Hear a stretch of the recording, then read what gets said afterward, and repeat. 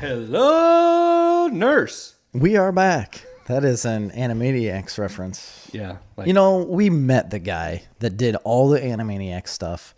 Basically, the creator. Well, He did wasn't. the voice of Yakko Warner. and Pinky.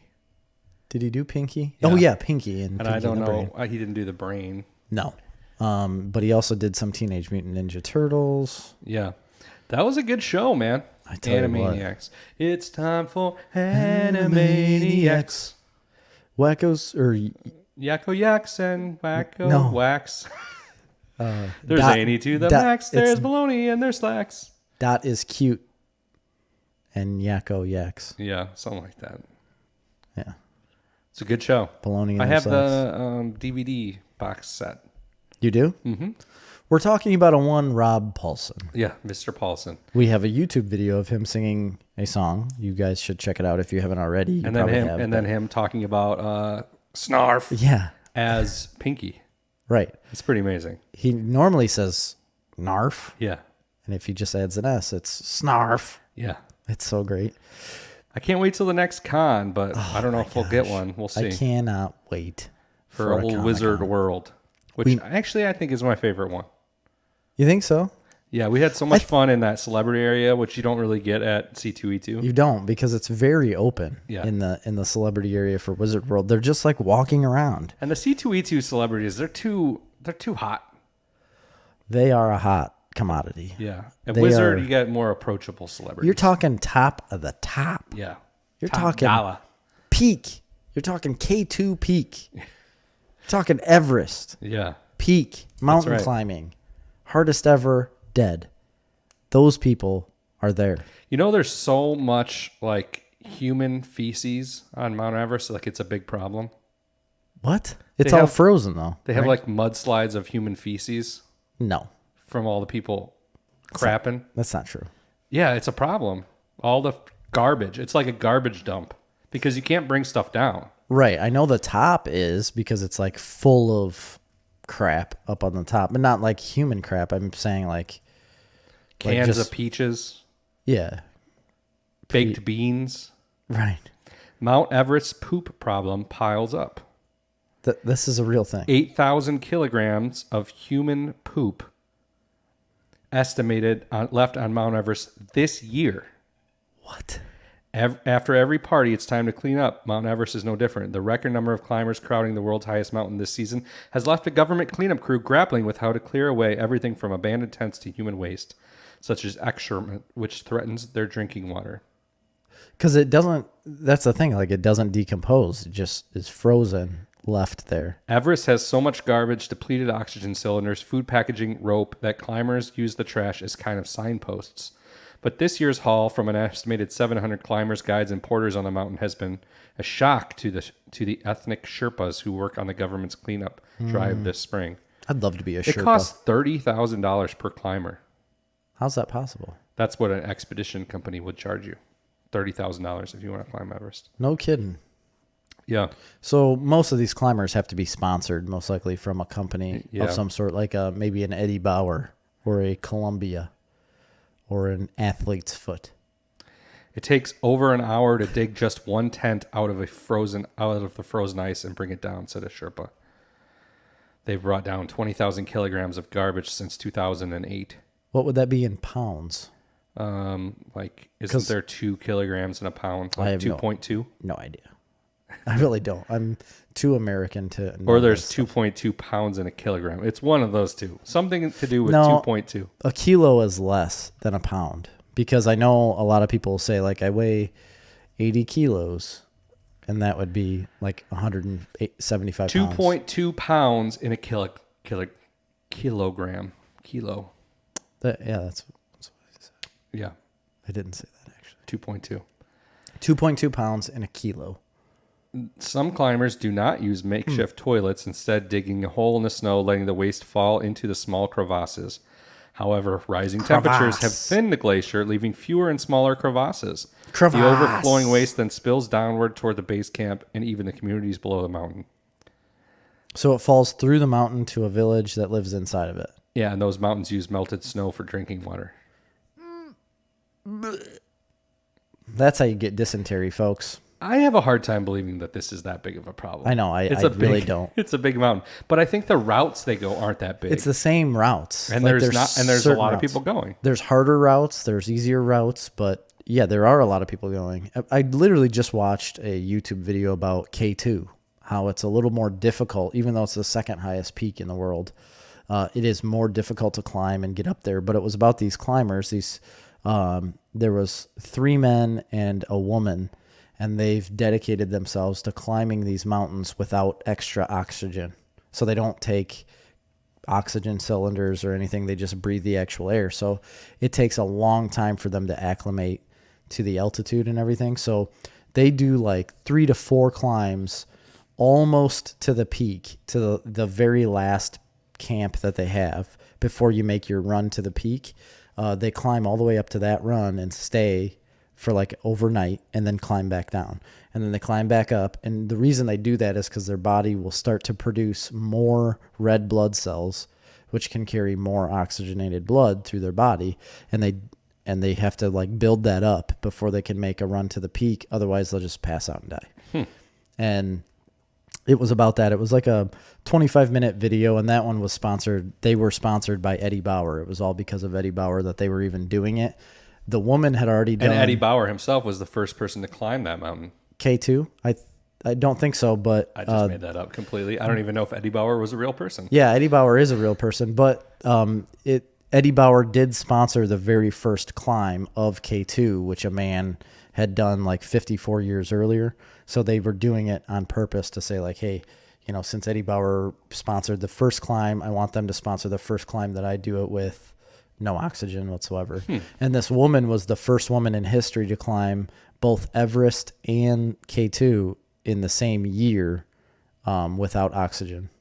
Because normally they say with these climbs, it's like so grueling on your body that you have to wait at a minimum a year to try to do any of that again, even with oxygen. And she did both of them about 6 months apart. Jeez.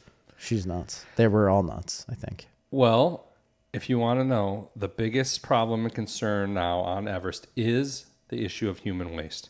Hundreds of people are there for weeks who go to open toilets. Melting conditions at Camp 2 create an odor that is sickening to climbers, and the waste will eventually contaminate water sources below. Mountaineers say the government should mandate the use of biodegradable bags. It would spare his team the unpleasant task of collecting the human waste and carrying it down the slopes. Wow. Yeah. So it is a real problem, Jerry. Yeah. Poop on the mountain and fire in the sky. No, I was going to think of something like disease in your water. Feces in the water. Hey, before we get any further, okay, we have a little housekeeping note. We do. Housekeeping. Yeah. Is it like a big announcement? Yes. Of housekeeping? Yes. Stuff? It's like a big snarf announcement. We have hired a maid. A housekeeper. Yes. Yeah, to keep our podcast studio clean. No, that is not true. Oh, all right. We now have custom-made Snarf Talk T-shirts and hoodies. And hoodie sweatshirts with a front pocket, drawstring, and a comfy inside. And they are awesome. They are awesome. They're high-quality 50-50 blend T-shirts. Ooh, 50-50. Are we talking polyester cotton or nylon? I don't know. Look at it. Oh, okay. Well, that might matter to some people. They're the good stuff. Does it have the itchy tag? No itchy tag. It does have a tag, but it's not itchy. But they're not itchy. Brand new design. It is a brand new design. It's of my own creation. Simplification of the original design. Yeah, it's and I love it. Like a kind of a simple logo with just the goat and the speech bubble. It says Snarf Talk Podcast in different colors. It's really cool. The T-shirts are perfect. Like a light gray. They look really good, really sharp. And hoodies are kind of an indigo blue. Indigo. They really look good.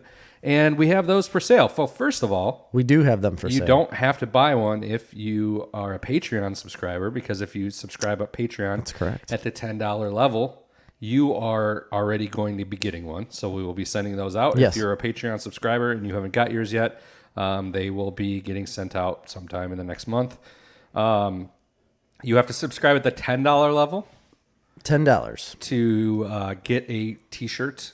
But if you are at the $5 level and you're like really active, you might get one. But guess what? A reward. You're getting that T-shirt for less than what they cost to make. If you're not a Patreon subscriber and you don't want to subscribe on Patreon, well, that's fine. But you can still purchase A Snarf Talk T-shirt, and the proceeds of said T-shirts go to help us buy equipment, make the podcast better, create comics. Keep it running. We're do just everything gonna. we need to do. We're keeping out. We're pumping out content, keeping the train a chugging. It's basically you shoveling coal into the fire. Yeah, and I tried out a bunch of different designs, but I landed on this one because I thought it was the most like wearable and not like gaudy. Right. It's just a nice looking T-shirt. I think it's great. It's one that looks good. Looks cool, and people might ask you, "What's that? What she got going on there on your?" You know what? I can almost guarantee you, Chris, that I'll wear one. I hope so. I bet you I'll wear one. Yeah, and because it looks nice. Yeah, for sure. Because if it didn't look nice, I'd throw that shit in the garbage. So the T-shirts, if you want to buy one, and remember, you're getting the T-shirt, but also it's kind of a donation. Correct. The T-shirts are going to be $20. Even. And we have large, extra large, and 2XL. We can get you a different size if you must get a different size, but those sizes are going to encompass most people. Yeah, those are the. If you're a medium wear, you can live with a large because put it in the dryer for on high. It'll shrink a little bit. Yep. We would prefer to sell the ones we got in stock without having to go get everybody custom sizes. For sure. For sweatshirts right now, we have extra large because everybody likes an extra large hoodie. Yep. A lot of people like extra large hoodies. We got a couple larges, and we can get other sizes for the sweatshirts if you're just dying for a size. Yeah, we don't have a ton of sweatshirts in stock right now because it's kind of like it's summer sweating season. Yeah. So people are sweating profusely and they stink. Why would you want to put a sweatshirt over top of that? Right. You don't want to. The sweatshirts, by the way, are $30. $30 for a sweatshirt, $20 for a T-shirt. We will post it on our social media, and you can get in contact with us. $50 for both. Right. Actually, we'll give you a discount.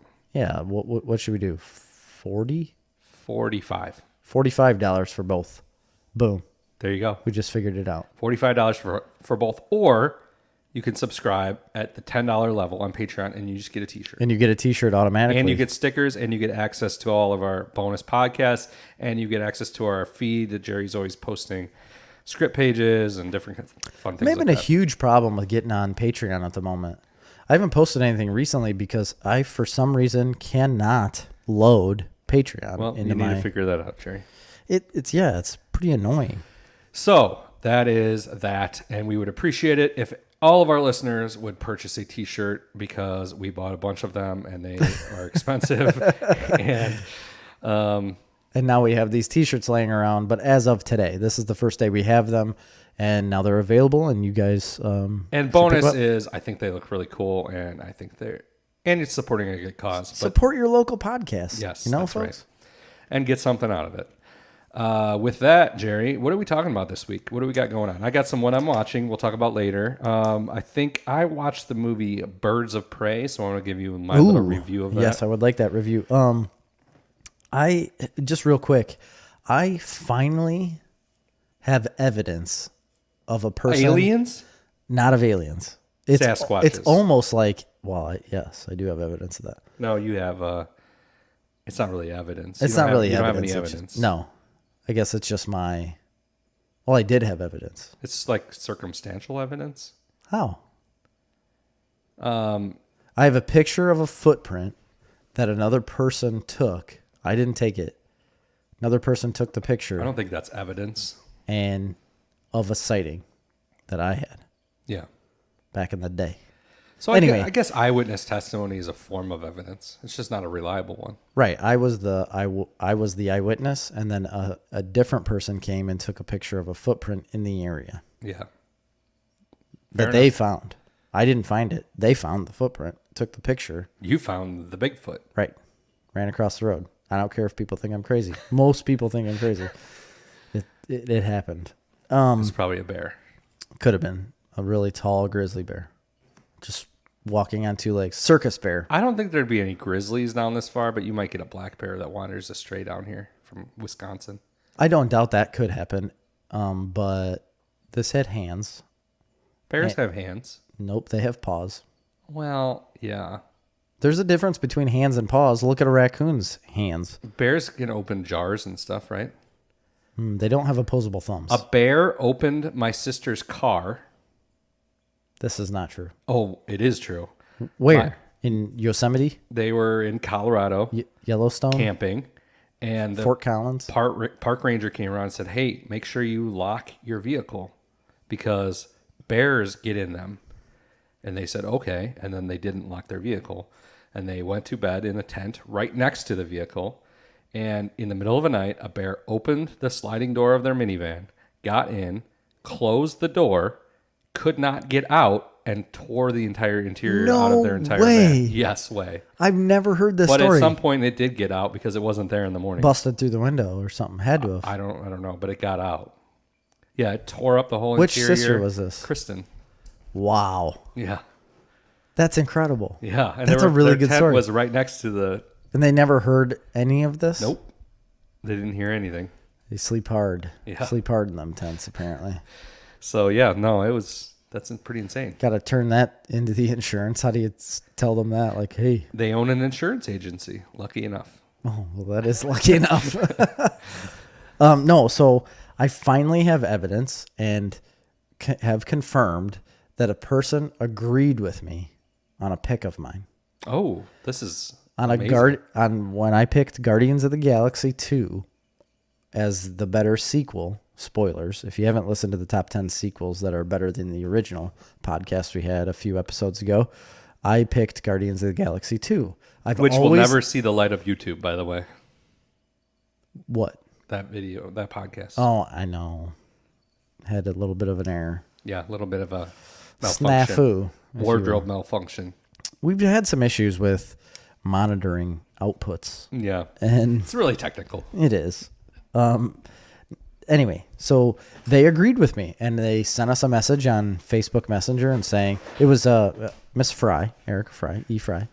She's a avid listener, first time caller, and she agreed with me. And I was like dumbfounded by this because most people do not agree with the majority of my picks. They're normally siding with you because you're normal and I'm not.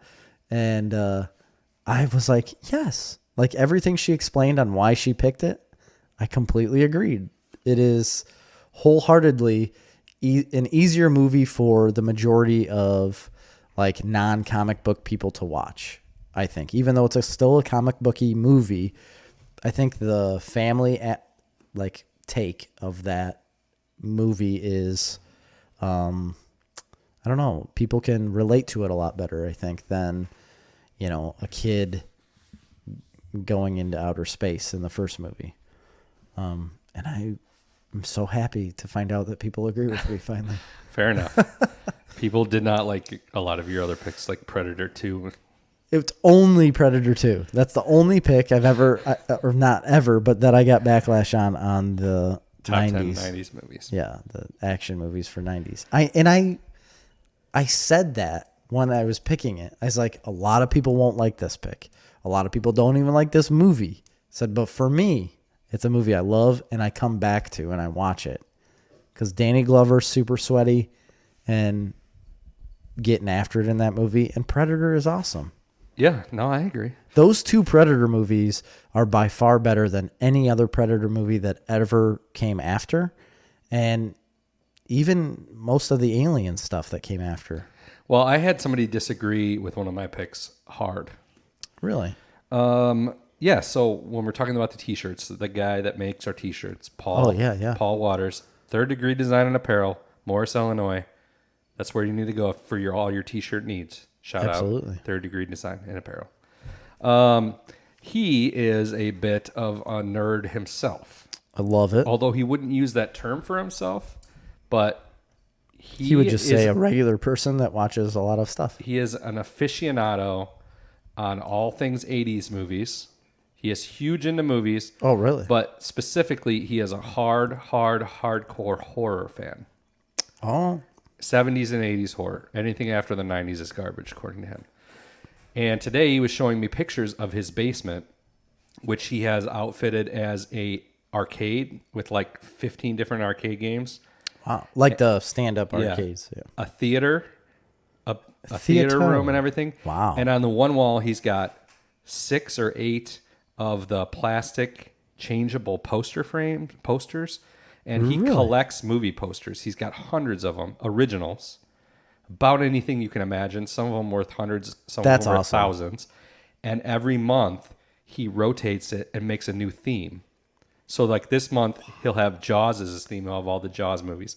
Next month, it might be Friday the 13th. Next month, it might be Star Trek. He's a huge Star Trek fan. Next month, it might be... Because that's horror. 80s comedies, like Airplane and Stripes and all these movies. Yeah. And he has all these posters. And then he has the regular posters and also like the thin posters that they have at the movie theaters. Sure. He has all of those. And then on the one whole other wall, he's got all his toys, like in packages, like mostly horror related. But he's got other things too. And he collects all that. And so he takes pictures. And I said, hey, when you change that out every month, take pictures and we'll do like a little blog article and we'll keep up with like what, right, because what you're doing. Why would you do that if you don't want to show it off? It's cool to spend time to think of what your theme is going to be this month for your movie theater in your basement. Yes. Like that's and nobody awesome. Gets to see it or love it as much as he does. There's so many other people out there. Well, I'm sure he has a lot of friends that come over and stuff and whatever. Yeah, I know, but why wouldn't you want other people to see what you love, you know, and love it just as much as you do? So when I started telling him that we did top 80s action movies, he was like super pissed because he wanted to be on the show to do it. And that would be fun. Way more of an expert than me and you combined will ever be. Yeah. He would love to come on and do one on horror movies. And I told him, well, we're not that big into horror movies. But, well, David Timmons is asked to be on for horror movies too. Yeah. But I mean, maybe it's good to have somebody in that is an expert to school us with their top 10. So I think we're going to do that. He'll probably have to do it over Skype because I don't know. I'll see if we can get him to come in. But he really is interested and he really wants to do it. So I was telling him some of our picks for the 80s action movies. And I mean, he said bar none, 80s action movies, Aliens is number one. It's the greatest action movie ever made, according to him. And then I said, what about T2? And he said, no, T2 is the greatest action movie ever made. But anyway, that's not an 80s movie. And he said, you didn't pick Aliens as number one? What did you pick? And I told him First Blood. And he said, that's not an action movie. He said, that's a drama. And I can't disagree with him, really. He's kind of right with that. It is a drama. And I said, that's why I picked it, because it's an action movie with nuance. But he said he liked First Blood Part 2 better than First Blood, which I don't even really remember Part 2 very much. I mean, I remember Part 2, but the whole reason... Part 2, he goes back to like Vietnam or whatever. Yeah, it is a full-blown action movie. So in the way of action, yes, I guess it would be better. But with the nuance that we were talking about, which I agree with, I just really like First Blood better because of that. Like the heart that was in it. And, I mean, we talked about it in the show, but I don't know. It just resonated more with me than Part 2 does. Even though we were talking action movies, I still consider First Blood being an action movie. I mean, there is clear action in it, especially towards the end. Right. So... I don't know. I guess it is a drama, but I would still classify it as an action. Yeah, I don't really classify it as a drama by any means, but parts of it. Yeah. But the movie as a whole is not. Well, anyway, so he wants to be on. We would do horror movies or some genre of 80s movies. He's big into 80s stuff. But he also has a booth at the Horror Con that's in August. I can't remember what it's called. If it happens this year, I figured me and you could go up there and hang out with him at his booth a little bit. He sells stuff at his booth. He makes T-shirts or whatever. Right. So that would be cool. Also, we were talking about this. You had sent me the drive-in movie theater in Dixon is doing Evil Dead. Craig did. Put it on our Evil Dead Snarf 1, Talk 2, page. and Army of Darkness, and Bruce Campbell's going to be there. It's put on by the same company that does the Horror Con that he goes to in August. Oh, really? So we'll see if we can get around to do that. That would be cool. That would be cool to go to. Yeah, it would be fun. So because you have the opportunity to take a VIP picture with him, but with a deadite in between us. Oh, really? Yeah, so like basically a zombie like would stand in between you to keep up social distance. Yeah. Well, it's probably already sold out, but yeah, probably. I mean, maybe. Yeah. Yeah, you never know. So that would be cool to do, and we'll have him, Paul, on here sometime to do that. That'd be great. But David Timmons, active listener, no time caller, is going to be super jelly about that. Super jelly. He's asked me about 4 times to be on the show for horror movies, specifically for horror movies. So is Paul. We're going to have them fight each other. Does David have an entire movie thing in his basement with original posters with like tens of thousands of dollars of original horror movie merchandise? Well, I don't know about the merchandise part, but he has a theater in a barn and in his garage with thousands of dollars of horror movies. He does have posters. I don't know about the merchandise though. We'll have to. It's close. We'll have to add it. We'll have to add it all up. It is close. We're gonna have to add up and then have them thumb war. He was telling me this story today about how he went to a garage sale, and this lady had like the whole Darth Vader playset from like the 70s. Oh my god! Complete. Gosh. With like all the figures, Darth Vader, Obi-Wan Kenobi, the Jawas, everything, and nobody is like the Death Star set. Yeah. And nothing was missing. $5. $15. He got it? Yep. Holy crap. Where'd he find that at? I don't know, some garage sale. And then he's got the whole like collectible set of all like the Friday the 13th sideshow collectibles, like masks and statues. I find it so crazy that people find these type of things at garage sales. I never find anything at a garage sale. I hold out so much hope when I go to a garage sale that I'm going to find something good or find this like hidden treasure, right? And I go there and it's like baby clothes and well, you probably don't go to a lot. And I guess, yeah, I'm just not hitting the hot pockets, the hot pocket areas of garage saledom. No. I just don't know where you go for these things. You got to find the really obscure house with the obscure people standing out front. You got to spend all of your time going to garage sales, basically. Or like a 90-year-old woman's house. Oh, you know what he was doing for next week for his poster collection?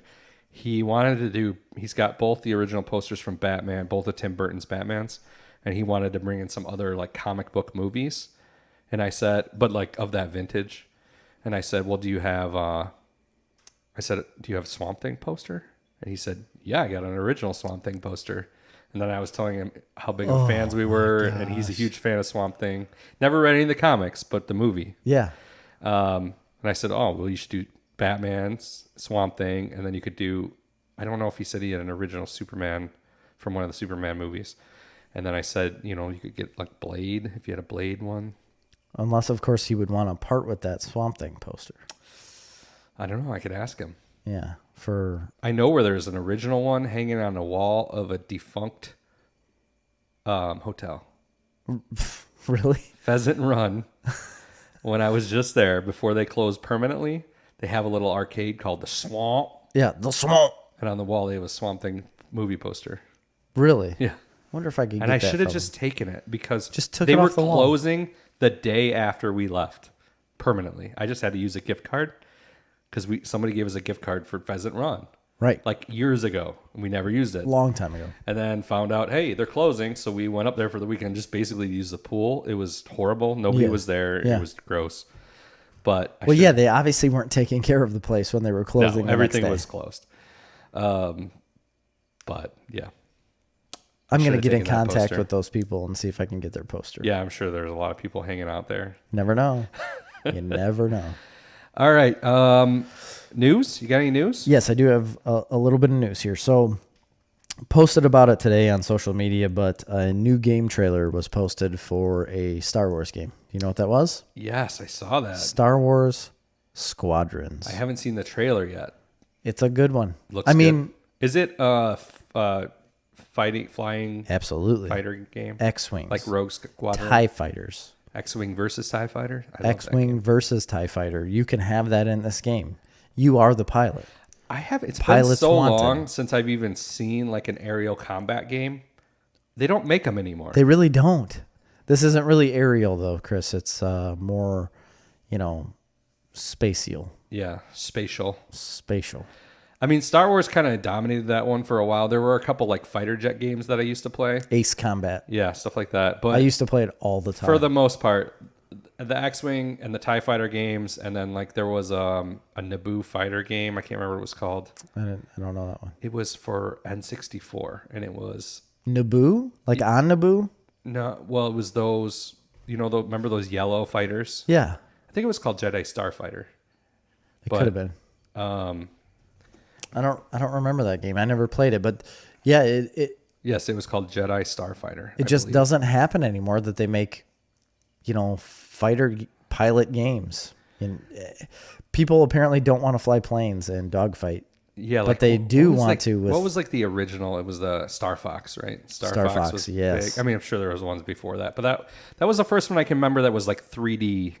You Right, were in the flying. 3D dimensional world. Yes. There were the old arcade games with the B-2 bombers or whatever it was. Yep. Those were fun too. But They are fun, but it's not the. It's I not mean, the it's not same. even close to being the same thing. But this Star Fox was good. is obviously the graphics of it look incredible. Obviously, they're going to release it on PlayStation 5 and the Xbox One X. I bet that's going to be hard. I think it's going to be incredible. Yeah. Nothing about the trailer really blew me away per se, except for the fact that we are getting an up-to-date game of like fighting. And I've always loved all of the ships in Star Wars. Everybody wants to swing a lightsaber around, which is great. And you want to use the Force, which is great. But the majority of the battles in Star Wars are in fighter planes or spaceships, whatever, fighter ships. Right. And you don't really ever get to do that. Very small snippets you get to do. I remember in there was Rogue Squadron, Nintendo 64 Rogue Squadron. Like you got to do a lot in that game, and I remember loving it because like in the second level, you got to be in a snow speeder, right? Snow speeder, I don't remember.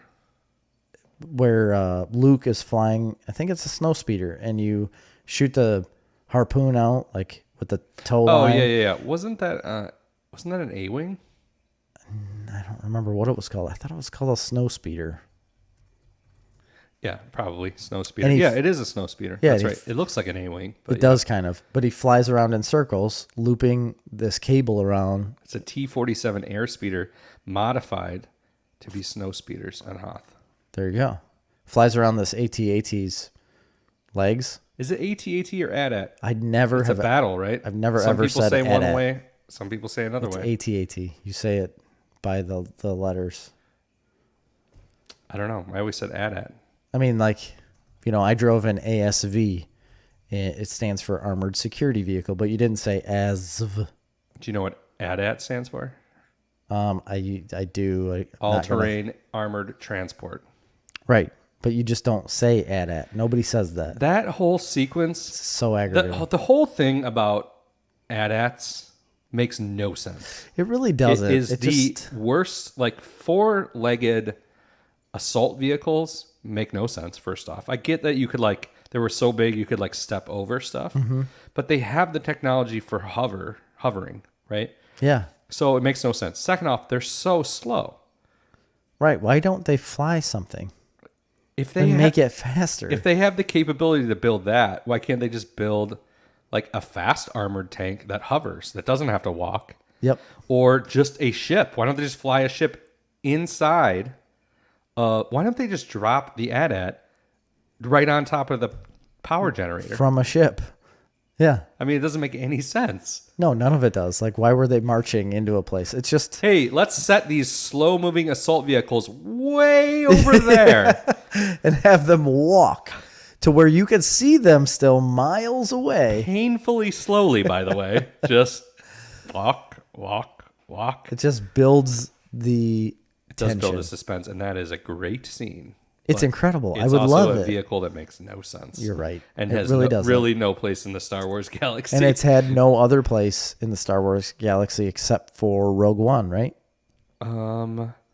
Well, they're in like Rebels and Clone Wars quite a bit. Or Rebels. Rebels. They're not in Clone Wars. No, Clone Wars has like their own little version. Because this is before any of those were created. Yeah, but in the Clone Wars, the Clone Army, the Republic Army, has like a little kind of a mini 4-legged or maybe even 6-legged, like walking assault vehicle. I can't remember what they're called. In AT&T. NT. I'll look it up, but AT&T, right? Republic Assault. It makes sense to have 3 A's and 3 T's. And then they had the little ones with the 2 legs. Yeah, ATST. ATSTs. Do you say ATST? No, but those really made no sense. I mean, I think those make way more sense than an AT. Like, you could assault things with those. And they're smaller and faster and more nimble and less cumbersome. Very lethal. But they fall over so easily. They do, but they also create so much damage. There's a great scene in Rebels where from a distance they're like pinned down trying to get onto a landing platform so they can get picked up. But on the outside there's an ATST that is firing them, pinning them out from running onto this platform. And it's just like Mandalorian. And Ezra uses the Force from a far distance away to Jedi mind trick the guy inside, and he turns it and he starts blasting all the stormtroopers and blasting the other vehicles that are causing a problem. Wow. And then walks it off the landing platform Spoilers. into the abyss. Oh my gosh. It's great. But I think there's a very similar scene in Mandalorian season 1 where they go up against like just one ATST and they make it. It's fearsome. They make it very like intense and scary to have to go up against something like that. I don't feel like you've ever gotten the like the weight of one of them coming down on a village before until then. Yeah, and you got to figure. Okay, the Republic one, they were 6-legged. They're called the All-Terrain Tactical Enforcer. So it is ATTE. AT&T. Wow, you were actually really close. I think possibly a lot of the idea behind them is because they have like anti-ship weapons too, like on top of ground. Yeah, it's so devastating when they shoot at you. And they're also troop transports at the same time. So. Right. How did they get out of them? I don't know, but I also, because the hover tanks that the droid army used made a lot more sense. They made way more sense. You're exactly right. No, they really do. But those seem to crash very easily as well. Yeah, that's true. Like everything about them seemed to crash. Yeah, they never worked. They dug into the earth very well whenever they leaned to one side. They lean on one side. Yep, that's true. It immediately digs into the earth and everyone dies. I also like those little those transport ships that the clone army used with like the wings that kind of point down. They clearly are supposed to be like Huey helicopters. But they fold their wings up before they land, right? No, that's a Imperial shuttle. Yeah, that's what I'm thinking. No, I'm talking about when it was a clone army. They had those troop transport. They had big open doors on the sides. Oh yeah, absolutely. Yoda hung out the side of one of them. Yes. I always like those too. Yeah, those are awesome. It is clearly like a Black Hawk Huey type. That's the vehicle you would use instead of any of the walking vehicles. Just use those. No, you're right. And they had those before any of these wars happened. Right. With the ATST or the AT-AT.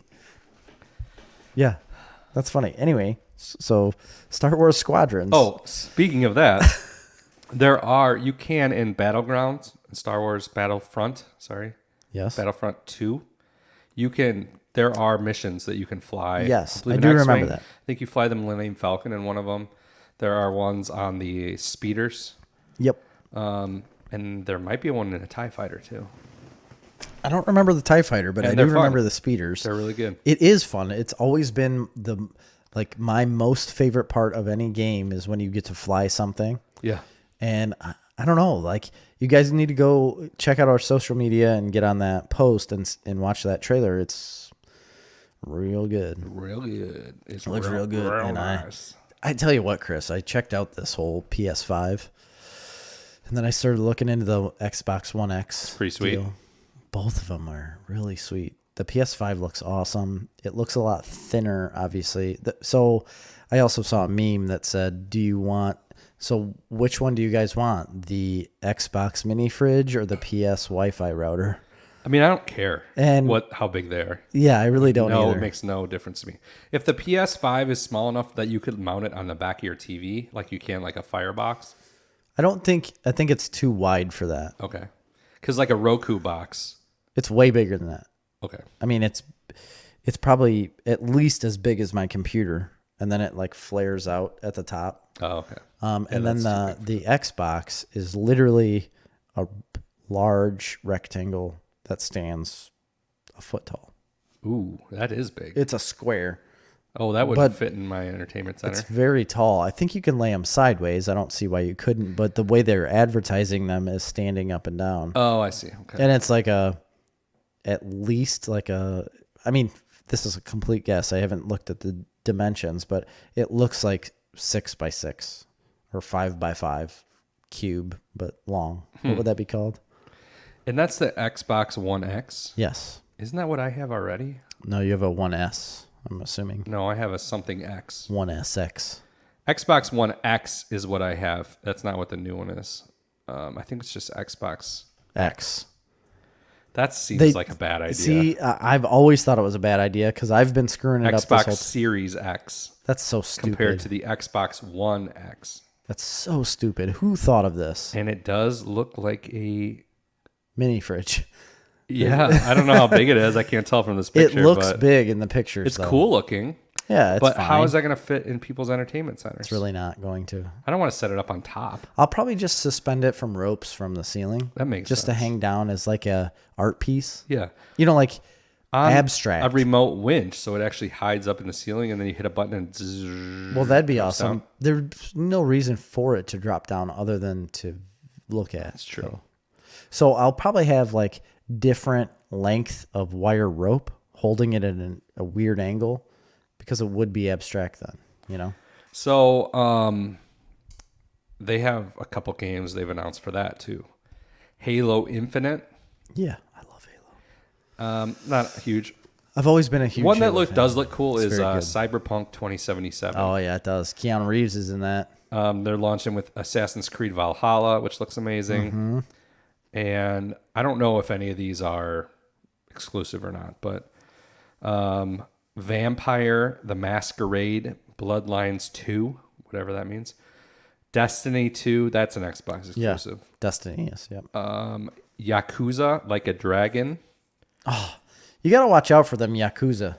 Those guys are nuts. The Ascent, Call of the Sea, Gears of War 5. Gears of War is also Xbox exclusive. Metal Hellslinger, I don't know what that is. It sounds cool though. It's a hellslinger that slings metal. It's made of metal and slings hell at you. It's bad. Either way, you don't want to be slung at by a slinger. Metal Hellslinger is Demons Revolution, whatever that means. Dance Revolution. It's a first-person rhythm game. What? A first-person rhythm game. I don't know what to say about it. It's a demon game with a first-person rhythm game, is what it says. So it's like Dance Revolution, but slaying demons in a rhythm. So you got to find the rhythm as you're slashing demons. A game where the music is just as important as the visuals, with an obviously heavy metal soundtrack created by artists like Matt Heffy and Trivium, my favorite band, Bjorn Strid. Don't care who he is, but Matt Heffy is the lead singer of Trivium. It will be the most metal game ever. You take the role as the unknown, half demon, half man. The unknown seeks to fight their way through the 8 layers of hell. There's technically 9, but the first one is limbo. And it would not be appropriate for the hero to be killing unbaptized babies and virtuous pagans. The gameplay is first-person shooter, which incorporates rhythm into the flow of the gameplay. Similar to Curse of the Necromancer, You get a beat streak as you go. The better you are at shooting to the beat, the more damage you do, and the more intense the music becomes. Could you imagine playing a game like that on psychedelics? Oh my gosh. Especially if there's double bass involved. Oh, man. If it's metal music, there's some serious double bass. I don't see myself getting that. I feel like I need it now. I don't like demon games myself, but if it's got metal involved. Did you ever play Diablo? I have played Diablo. Love that game. It's intense. It's so That was fun. a big time PC game. Yeah. Big time. That's where I played it. I think good old Pagoda played that game a lot. A lot of pillaging and a lot of not pillaging. Fire. Not pillaging, but like looting. A lot of loot. It's a loot based game. Sounds like a good topic to bring up in this time frame. Raiding. A lot of raiding. Oh, going okay. on. Like of a Lost Ark? Yeah.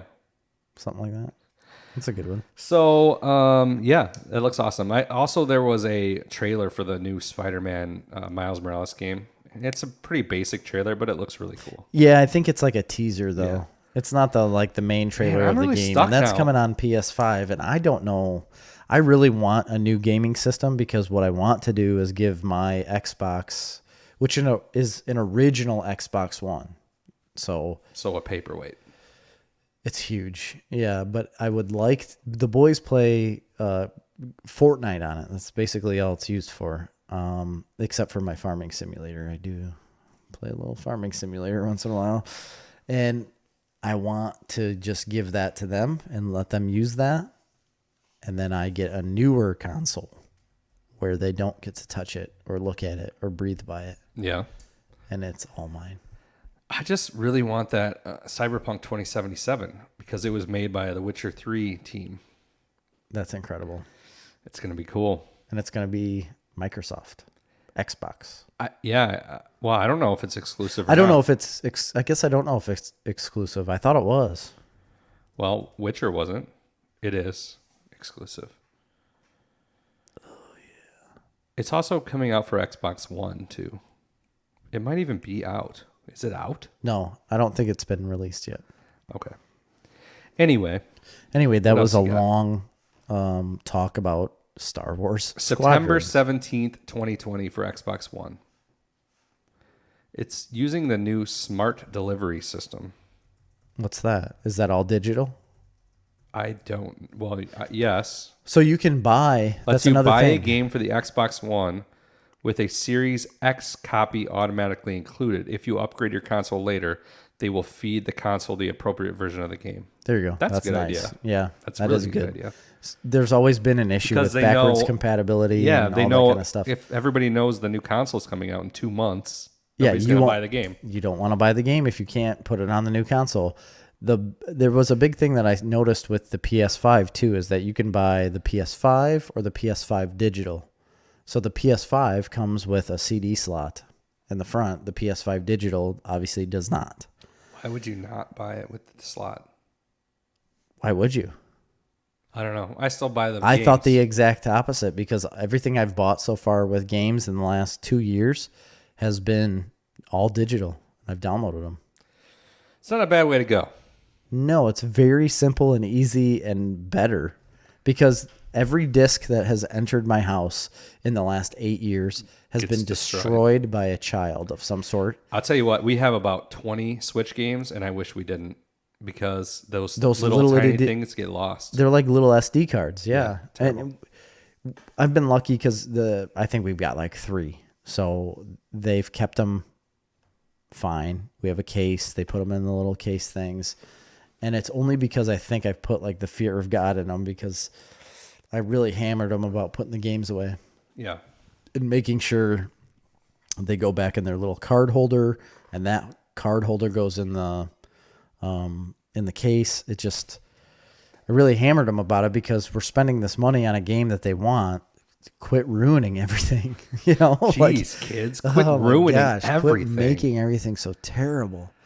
All right. Because they couldn't play those. You can't play them without putting the disc, the I little know, game in. it's annoying. And I didn't want to have It really doesn't make any sense why that has to be that way. I could see if you have to put it in to download it to the system itself, but why you have to have them in to play the game anymore is That makes no sense. Yeah, strange. If you buy the game, it should come with a digital unlock code. Wouldn't you think? And that way, it's just like a Blu-ray. You know, you buy the Blu-ray, but you're really downloading the You know, digital code. Nintendo's working in the 90s still. Even though their system is amazing. Just like me. And the games are amazing. Still living in the 90s. The game itself, I'm surprised I don't have to pull that little card out and do this. Yeah. To get it to work. Because that's what I had to do with N64 all the time. Yeah. And Nintendo, the original Nintendo. Just did it the other day. So next little bit of news. So the Witcher season 2 is obviously going to happen. They've already got like filming dates set up, ready to go. I'm so excited. And I recently found out that some people didn't like The Witcher. Here's why. That's insane to me. It was so good. Here's why. I was just going to comment on this. So some people didn't like The Witcher, but season 2 has confirmed that it's a single timeline. This has been the massive complaint of a lot of people that didn't like it. So it's just the story going forward. Yes. So there was jumping back and forth of timelines of multiple people. I thought that was cool. I did too, but a lot of people couldn't keep up with that or didn't enjoy it. Amy didn't enjoy that part of it as much because it was jumping around so much it got confusing. And I would agree that it did in the beginning because it took me 4 episodes to realize, and it did you because we talked about this in an episode. Yeah, absolutely, because you didn't have any idea that was going to happen. You didn't even know that it was happening at the time. You had no idea that it was going back and forth in timelines. Had we read the books or known about the books, like what had happened in the books prior to this, like Dude did, you would probably pick up on that and know. We did not. We were just lucky enough to understand the show. A lot of people were not that way and did not understand it, and it came off kind of strange. So I think it does take away a lot from the story if you don't get how all of this mixed together because you think it's all in the same timeline. Right. You know, when it clearly was not. And then coming up to the end of the season, I could see where it just would be so confusing. There's no need for that in the season 2.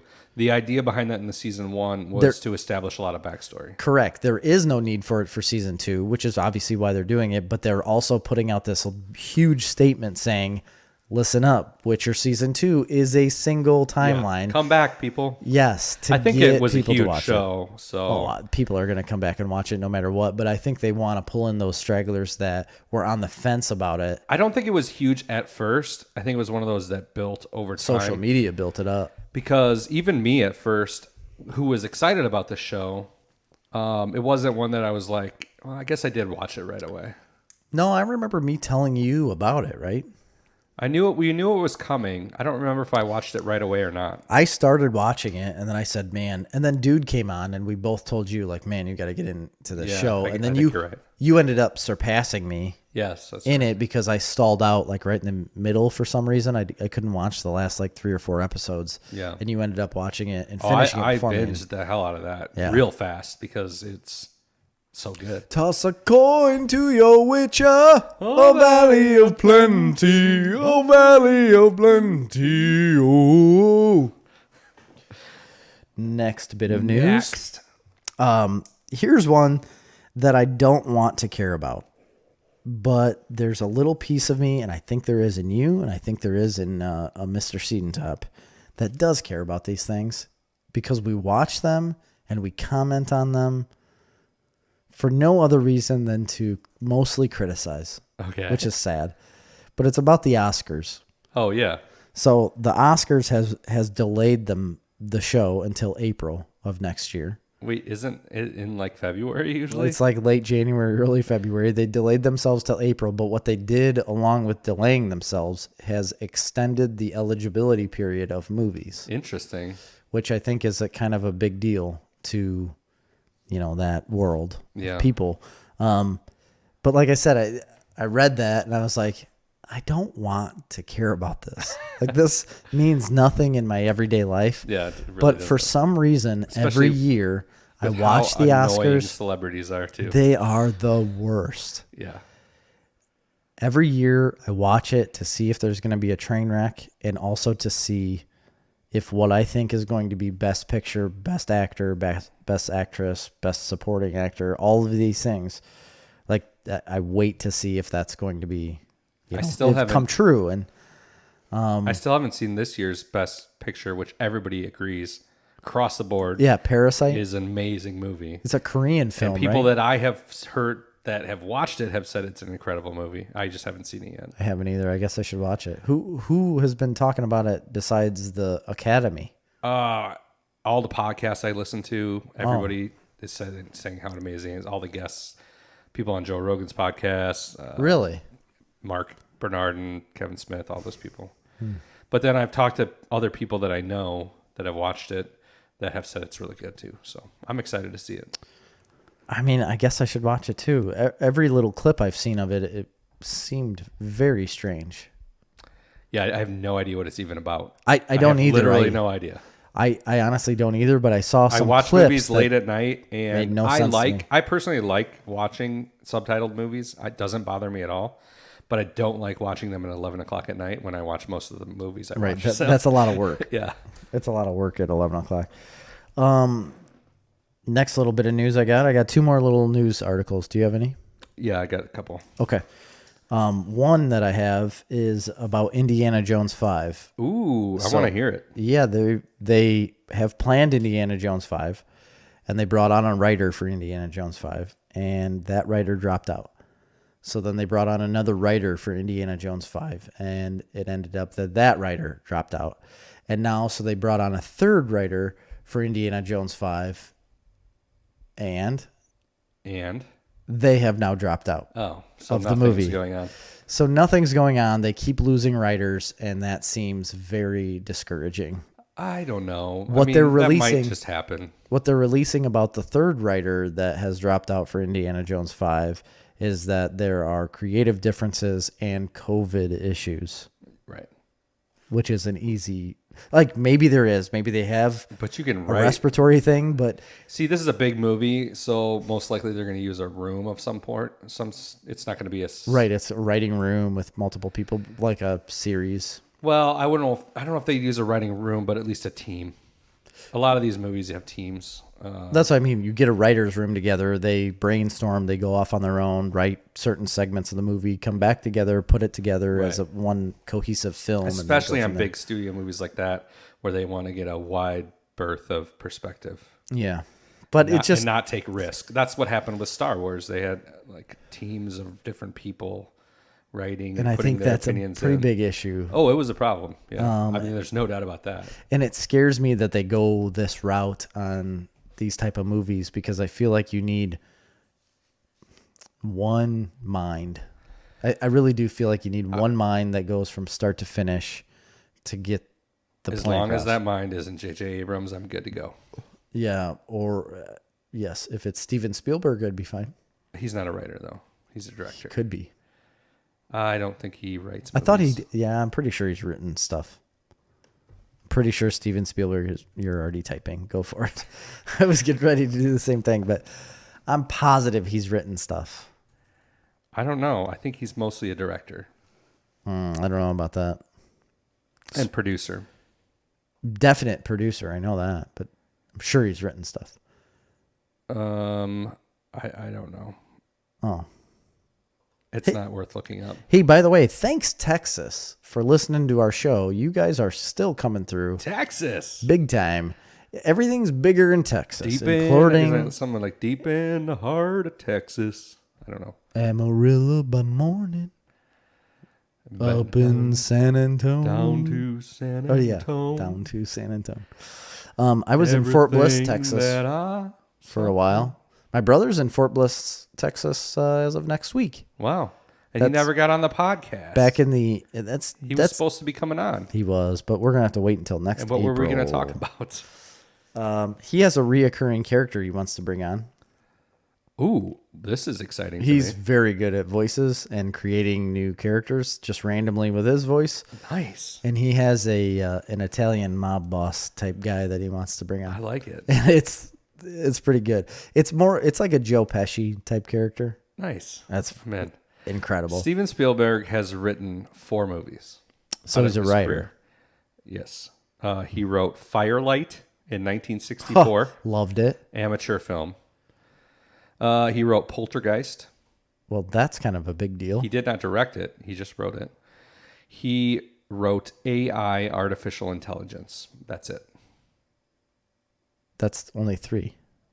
No, 4. Firelight, Close. Oh, did I say Close Encounters of the Third Kind?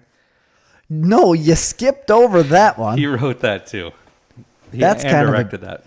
Close Encounters of the Third Kind and Poltergeist are 2 movies that if anyone were to write and get credit for in a very crappy career, Yeah, I'm would just be saying, of all a the good movies career. he's made, which is a bajillion, those are the only ones he's written. The only movie that he has written, produced, and directed, AI, artificial intelligence.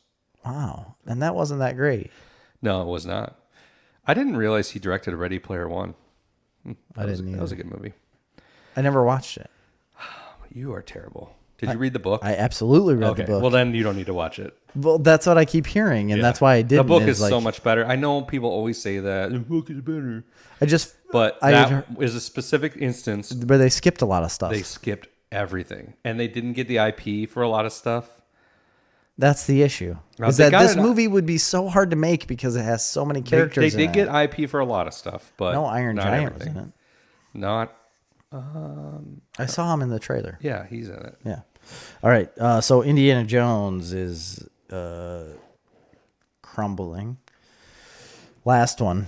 This isn't much Being news. squished by a boulder. It is being squished by a boulder. Which is flung by a bowler. Yeah. Yep. A large one.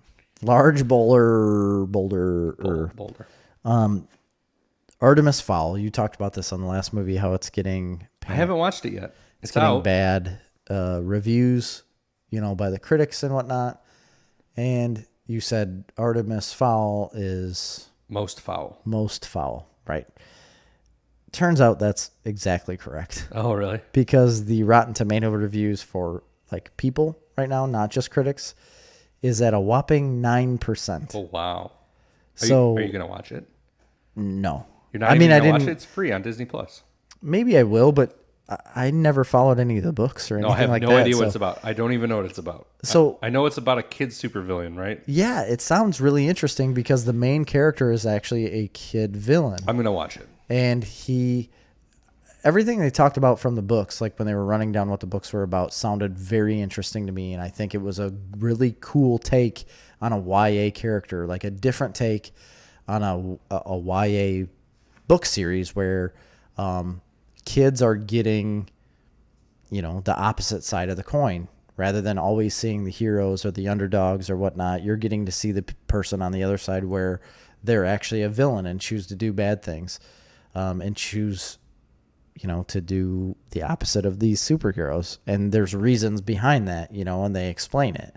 So there's, a good set of reasons as to why this person is doing that, not just to say like, I'm doing bad because we should all do bad. Obviously that's not a good thing for young adults to read, but it sounded really intriguing to me when I read about the books. The movie, on the other hand, apparently why people are rating it so terribly is that it's flipping that. So he starts out as this young villain for a reason, but then flips the coin and starts to become good. Okay. And they're saying that is not the character. This is not the books. Why are you doing that? Like you're specifically going the opposite direction than maybe- everything in the books have done. Well, maybe we'll like it more without having a history of the books because we don't have to be mired down in that. Possibly. And you would assume that about a lot of people, and the ratings are still at a 9%. Maybe it's getting bombed, ratings bombed like they do, because they could put out a huge petition on Reddit for people to do that, and people on Reddit will just go out and start rating movies terribly because they were told to do so. Right. That could be the case here. I don't know. Probably not. But I don't think so. I don't think that's think the so. issue. I don't think it's a very good show. But maybe I'll watch it. Maybe I'll watch it with the boys. I I'll don't know. watch it. Why not? Is it PG? I'm sure. Yeah. So that's the news I got. I'm done. I just have one thing. The comic book community Love them. has lost one of the greatest writers in the history of comics. Batman. Batman writer, for sure. Mm-hmm. Yeah, it's Denny O'Neil. Passed away. I saw this and I meant to post something about him. 81 years old. So we had a good run. Yeah, absolutely. Great 81. run. That's a good job. But he is definitely one of the most influential and very prolific comic book writers. Big time. Who has a very, very long career. He's worked on everything. DC, Marvel, everybody. But some of his biggest work was on Batman. He was a big Batman writer. Huge. A lot of it was drawn as well by Neil Adams, who's one of the greatest Batman artists. We've met him. We saw him. We didn't meet him. We walked up to him. Yes, we did. But we literally didn't. I don't walked think we said hi. right up to him while he was speaking to another person, but Yes, we didn't meet him. we were within social distancing parameters. He's worked on everything, like I said, but he's most known for Batman. He created Ra's al Ghul, Talia al Ghul, as well as a whole bunch of other characters. So, The Question. He worked a lot on The Question. I tell you what, that's a book I want to I'd like get to into. get into that a little more. He did a lot of work on Daredevil when he worked for Marvel, and a lot on Green Arrow and Green Lantern. And he just had a lot of great stuff. I was looking at some of his top comics just because I wanted to give people an idea. One that I know we've talked about before based on the cover, and I think we even saw it was a Neil Adams cover, and it's considered one of the best Batman stories of all time. It's the one with the playing card, Joker with the playing card with Batman coming out of it. It's called Batman. It's Batman 251, The Joker's Five-Way Revenge. It's 1973. O'Neill Adams partnership culminated with the return of the Joker. And that's really a famous cover and a famous book. Another really famous one that he did was Green Arrow, Green Lantern, and the one where Speedy, the sidekick of the Flash, became a heroin addict. This Really? was a really famous one from 71. The drug issue. Green Arrow learns the hard way that Speedy, Green Arrow. Did I say Flash? Yes. I was thinking Speed. I get it. Green Arrow learns the hard way that his sidekick Speedy has fallen into heroin addiction, a seismic shift for the Teen Titans that would forever alter his depiction in the comics. That was a huge deal. Denny O'Neil was big on, he brought darkness back to comics. So before he kind of started in the 60s and 50s, and it was light, it was kid stuff. Right. And he brought in that whole era of adult themes, dark It's comics. crazy. He ended the Batman 66 craze. Yes. With bringing the real grit and darkness to Batman specifically. Him and Neil Adams did a lot with So that too. he's credited with creating 39 different characters. Yeah, one of his biggest things was the Ra's al Ghul saga. He did all of those books where he introduced the character and Ra's al Ghul, Talia al Ghul, Aquarius, Azrael. Yeah. Batman on Earth 2. So he did Batman Earth 2. Created that whole thing. He did Superman Earth 2. The Brothers Grimm. Yep. He created that. Calypso, Lady Deathstrike. I mean, he didn't create the Brothers Grimm, but the comic. Yeah, that's what I'm saying. Yeah. And let's see. Killraven, John Stewart, Superman Earth 2, Reaper, Benjamin Grunin. But he did tons of things. He did Nightmaster. a lot of this Green Lantern, Green Arrow team up books. Which was, I haven't read a lot of them, but people love them. So he did Hard Traveling Heroes, which I think was Flash, and I don't remember who was in that. Green Lantern and Flash, maybe, I don't know, but all kinds of things. Like I said, he really was one of the first people that ushered in the modern era of comics.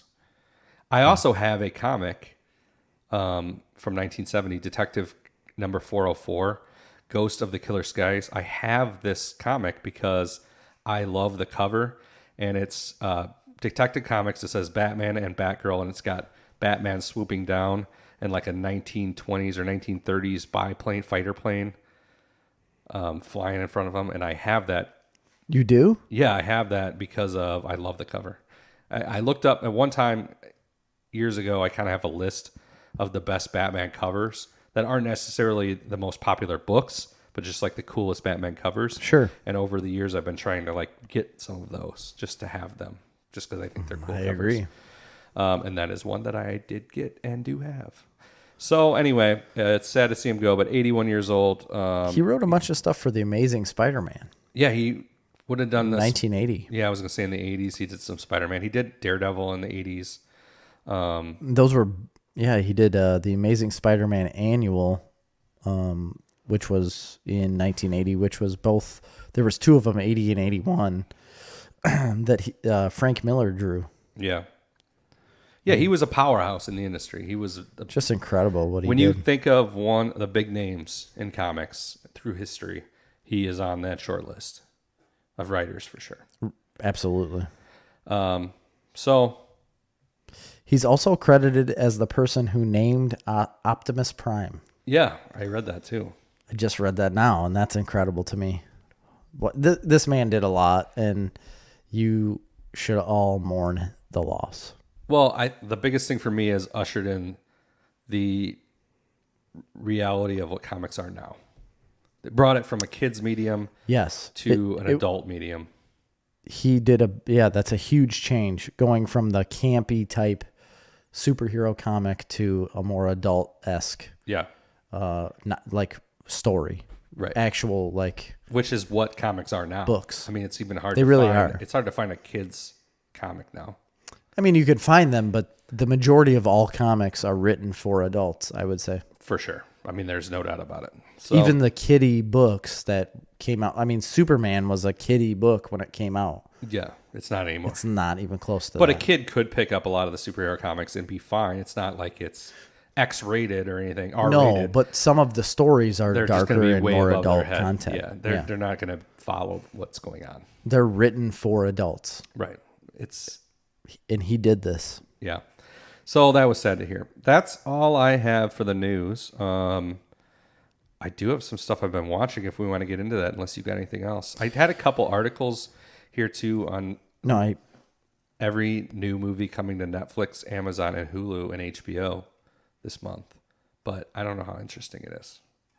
Have you vetted? Nope. Vetted the article by chance? I haven't. I'm just screening through it. Well, look through it a little bit. There's one here that I find interesting. I mean, just skimming some of them, they're older movies that nobody cares about. Frost Nixon.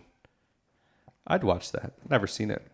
I've heard good things about that. Yeah, I think that. Like, I don't think it was like torn down by anybody. Oh, no. I think that was a popular movie. Charlie St. Cloud, Baby Mama. Come on, I don't need to see that again. An Evening with Beverly Luff is one that interests me on Netflix. Why? Because it has Aubrey Plaza, Jermaine Clement, and Craig Robinson. Three of like my favorite actors. I just really like Aubrey Plaza. She's so dry and like dead inside. And I love Craig Robinson and Jermaine Clement. Who's that guy? He's the guy from Flight of the Conchords. Oh, the guy with the glasses? And he's the crab in Moana. He is the crab in Moana. And I've never known who that was, and I've never looked it up. And What We Do in the Shadows, he's in that. Never seen it. The movie's good. But I started watching What We Do in the Shadows, the TV series, which is on FX. It's funny. Is it good? I like it. We have talked about it on the show, but I didn't know either one of us had watched it. So An Evening with Beverly Luff is an American-British crime comedy following an unhappy married couple whose relationship takes a turn for the worse when a strange man from the wife's past visits town to perform an event. That's all it says. Wow. Available June 17th, so tomorrow or Wednesday. Crawl is a new show on Amazon Prime. One of 2019's best thriller hits. Oh, no, it's from 2019. I don't know what that's about. That's about alligators. Like, evil. It's a horror movie about alligators. Never mind. Pan, not interested. There's not really a lot here, to be honest. But that one caught my eye is the only reason I was looking at this list. So they do Flight of the Conchords. I love that show. Yeah, it's really good. So they have one, what's it called? Hip Hippopotamus versus Rhinoceros. Yeah, something like that. It is one of the it's best. like a rhyme. It's like a robot or something. No, it's two guys, and he says, like, one of them is the hippopotamus. He says, like, I don't know how to explain it. You just got to look up, if you YouTube hippopotamus.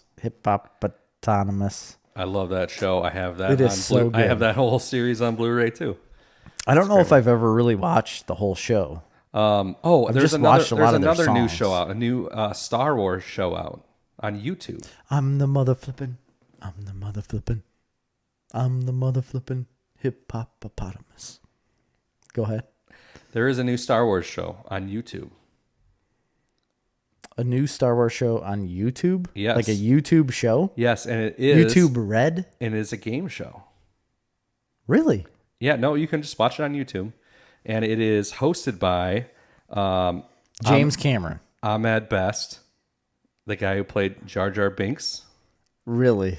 and it is Star Wars Jedi Temple Challenge, and it is a throwback to Legends of the Hidden Temple, but Star Wars style. It is a kids game show.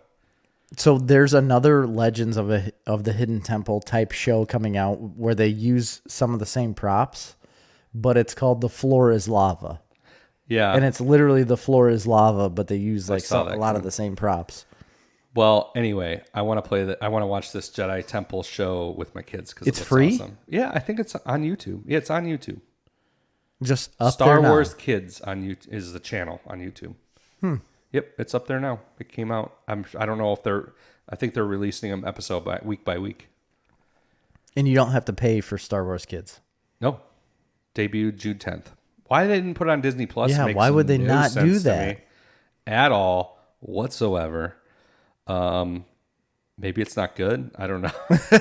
Maybe it's terrible and they just got rid of it. Premiered with Yeah. 2 full episodes last week. Tests young Padawan's strength, knowledge, and bravery in a series of trials designed to discover who is capable of becoming a Jedi Knight. 10-episode series will debut on StarWarsKids.com and the official Star Wars Kids YouTube channel, which currently hosts Star Wars Galaxy of Adventures, Star Wars Clone Wars, fun facts, crafts, and drawing tutorials, and several activities for young fans.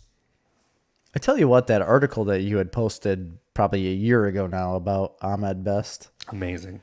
it's so good. Yeah. And like the challenges and struggles that guy has went through because of just playing a certain character in a huge movie franchise. It's a real tearjerker. I mean, the man has made probably so much money from that. I don't know. He has to. I don't Well, know. I guess he's an Why? actor though, so he was only probably I bet paid for. I bet he didn't make that much.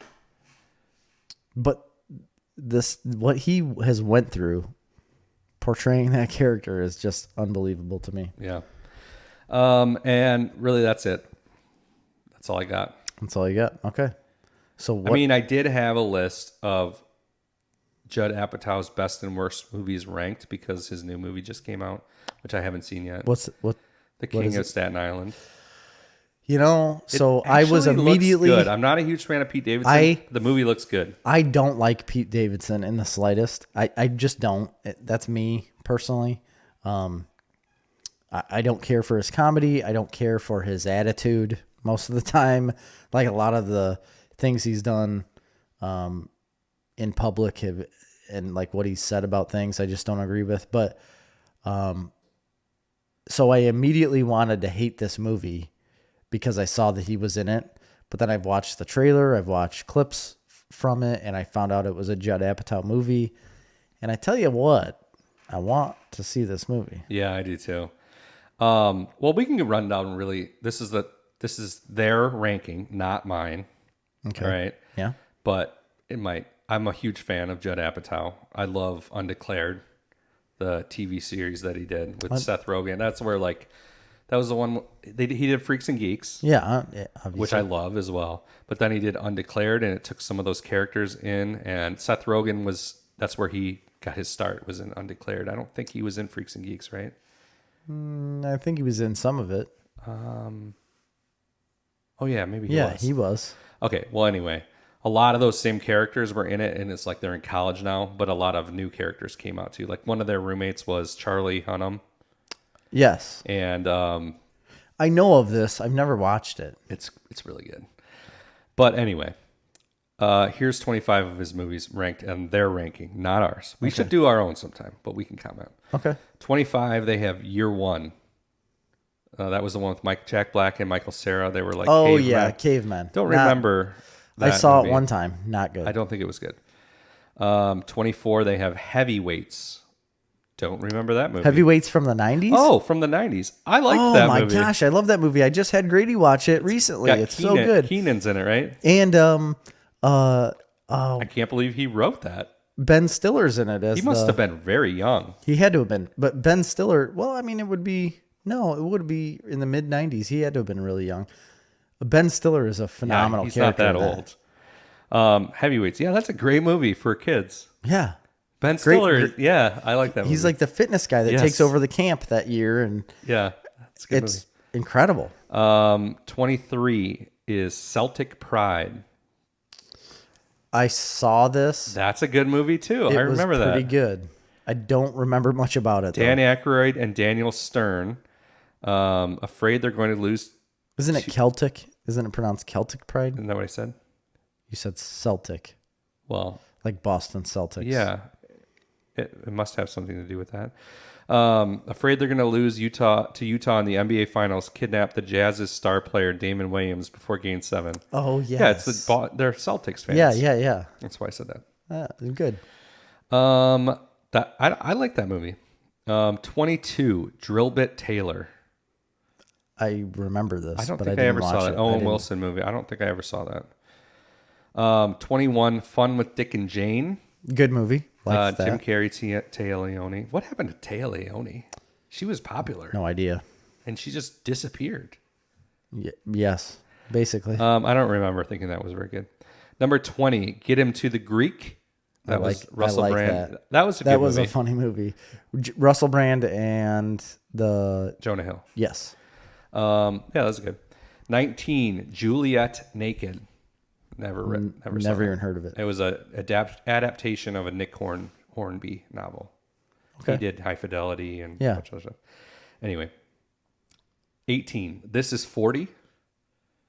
It was okay. That was fine. Who was in that? Paul Rudd and his wife. Paul Rudd. Yeah, I like that. Is what's her name? I like She's that in all movie. his movies. Leslie something. Leslie Mann or Leslie Mann. I don't know. Leslie Mann. 17. You Don't Mess with the Zohan. Underrated. Not that great. Rewatch it. It's hilarious. I mean, I think a lot of those movies are funny, but that movie is funnier than you remember. Maybe. It's funny. It's just He's Adam a hairdresser. Sandler comedy. Yeah, but it's funny. 16. Wanderlust. Love that movie. I'm a fan of that. They have it at 16 though. I love Wanderlust. You want this dick? It's good. That's a good one. 15. May It Last. I don't know what that is. That's a documentary. So, it's about the Avett brothers. I love the Avett brothers. We saw them in concert. Yeah, it was very good. 14. The 5-Year Engagement. Never saw that. No, I don't.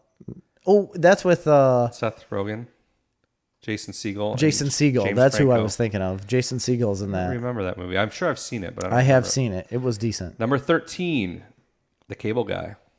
Oh, he was a producer. He didn't write it, so I don't know if that counts. That's an underrated Jim Carrey movie too, because he's kind of an anti-hero. Apatow served as producer, worked on the script, but didn't receive credit. I don't know if I wouldn't count that. 12. Now we're getting into something that I really like. Forgetting Sarah Marshall. Oof. Another Jason Segel. Love that movie. Very good. The Dracula puppet show. Yes. Amazing. Such a good movie. Kristen Bell's great. Russell Brand. Incredible. Jason Segel is incredible. 11. Pop Star. Never Stop. Never Stop. Never Stopping. That's a Lonely Island one? It's a Lonely Island movie, and what's the main guy in Lonely Island? Andy Samberg. Andy Samberg is the main character in that. It's very ridiculous. Like, you have to go in knowing that this is going to be one of those absolutely over-the-top ridiculous movies. I thought it was pretty funny. I'm not a big rap fan. He's a rapper, and it's I mean, if you have time to waste, you can watch that. All right, 10 more, and we got to cruise through them because we got a bunch more stuff to talk about. Number 10, Funny People. Which I did not like it. I liked it. Fine. It's not great. But, Nah, I did not care for it at all. Number 9, this one is underrated for sure. Walk Hard, the Dewey Cox story. He did that movie? Wrote and produced, yeah. Oh my gosh, I'm smell blind. It's a great movie. It is such a good movie. You've halved your brother. Number 8, Trainwreck. I never saw it. Oh, I did see Trainwreck. That's the one with Amy Schumer. I didn't see it. And Bill Hader.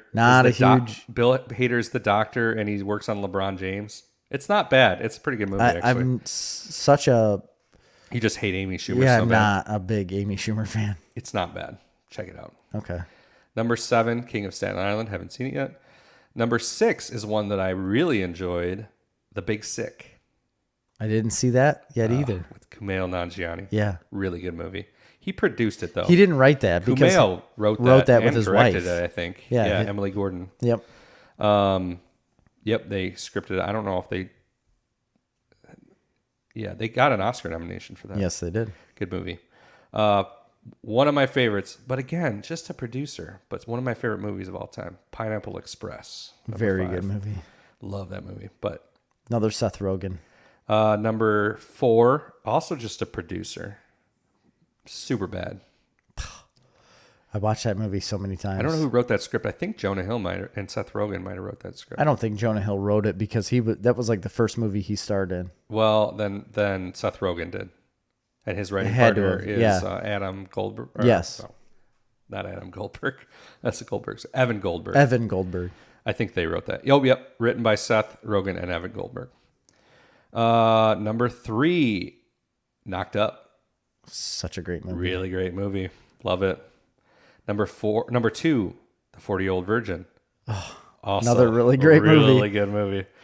Number 1, just producer, Bridesmaids. I don't know if I'd put that as number 1. That was written by Paul Feig and Kristen Wiig. Yeah. She's great in it. I think the movie is really funny, but It's fine. It's okay. I wouldn't put it as number 1. No, I would definitely, on this list, what would you put as number 1? I wouldn't. For that list? I would probably, I love Pineapple Express, but he was just a producer, so that doesn't count for me. So of stuff he's actually written and or directed, one or the other, I really like Knocked Up. I really like The 40-Year-Old Virgin. I really like Walk Hard. Yeah, for me, I'd probably put... And Forgetting Sarah. I think I'm going to go, oh no, he just produced Forgetting Sarah Marshall. I think Jason Segel wrote that. Yeah, I think he did. Honestly, I think I'd put 40-Year-Old Virgin and Walk Hard in 1 and 2. Yeah. For me, out of all those... I'd probably go with Knocked Up, I guess. I don't know. I'd probably put that as number 3. He didn't write Wanderlust either. This is a terrible list. That's the problem. Wanderlust I'd put as number 1 if he had wrote that. Or It's not that good. I love it. I really do. I love it. And it's all because of Paul Rudd. I might put Celtic Pride at number 1. It's a good movie. Paul Rudd as an actor is, even though it's like the same character every time he plays it, it's so good. Yeah. Everything he does is so good. But I know on the ones he What produces. was that show that he was in? Who? That we both watched? He was a twin, or he was cloned. Paul Rudd. Oh yeah, it was. What was It was that? on Netflix last year, the first season. I can't remember what it's called, but it was I really good. liked it. Yeah. A lot. All right, let's get to what we're watching and then get out of here because Jerry's got to go to work. Yeah, we're recording on an off day here, and I got to work tomorrow. I'll start off by saying one of the things I've been watching is I had a day off really this weekend and no family at home, so I decided to get back into the video game world. Oh, And okay. I started the game before, but didn't play more than 2 hours of Red Dead Redemption 2 Yes. because it takes 2 hours to get through the The beginning part. Yeah. To even start playing the game, you've got to put in 2 hours. I probably put 6 hours, 7 hours into this game over the weekend. And you didn't get too far. First of all, it drove me insane because I had gotten off a little early on Saturday. So I had all Saturday evening and all Saturday night and most of the day Sunday to play this game. Popped it in, forgot that I got a new Xbox. I upgraded my Xbox to a One X. Okay. So I had to Re-download. reinstall the game, which took Takes like an hour. Forever. And then when I reinstalled it, I had a 16 gigabyte update I had to download, which took 8 hours. So I didn't get to play it at all on Saturday. Oh my gosh. And started playing it Sunday morning. And man, I would say the first 3 or 4 hours were rough. I didn't have a problem with the first 3 or 4 hours. It was just everything after that. It just took forever. It's so slow. I don't enjoy it because it's so slow. It's beautiful. It is. The storyline's good. I enjoy the storyline a lot. Yeah. I like the characters a lot, the voice acting and everything. The visuals are incredible. The open world concept, I like all of it. And the gameplay is incredible. Gameplay's I mean, really fun. great. Gameplay's awesome. Those two things I harp on. It's a very complicated. Like the gameplay is extremely complicated. There is like 10 different menus. There's crafting. Yes. There's a lot of this stuff that. And I don't understand the crafting part of it. Like to make things better. It's too much. I agree with you. It took like to figure out how to do a simple thing, what should be a simple thing, like takes forever to figure out how to do what you need to do. And that's why I fell out of the game. I mean, I didn't finish it. I've went back to it a few times and tried to play it. I don't know. I love riding horses. I love hunting. Okay, that brings me to my number 2 problem with this game. Anytime when to do anything, you have to spend 15 minutes riding a horse. Yes. You can't do that. Like, it's ridiculous. There is no fast travel system in the game until I read later on you can buy a fast travel upgrade.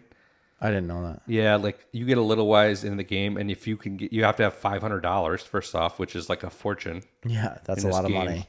You have to have not real money, obviously, in-game currency. Right. But you have to get $500, so you got to do a lot of bounties to get that. Yep. And you can unlock some sort of fast travel. Now, I did find a hack.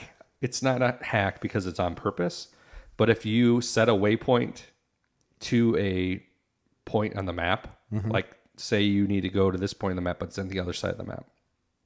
If you set that waypoint and you start running along the highlighted trail and hold the button to engage the cinematic mode. Oh. Have you? Yeah. Okay, if you hold the button to run and also hold the cinematic mode button, there's a little dial that comes on your screen that says cinematic mode, and it has a little thing. And it takes a couple seconds. And once it goes around and locks in and you let go of your buttons, he'll automatically run along the trail to your destination.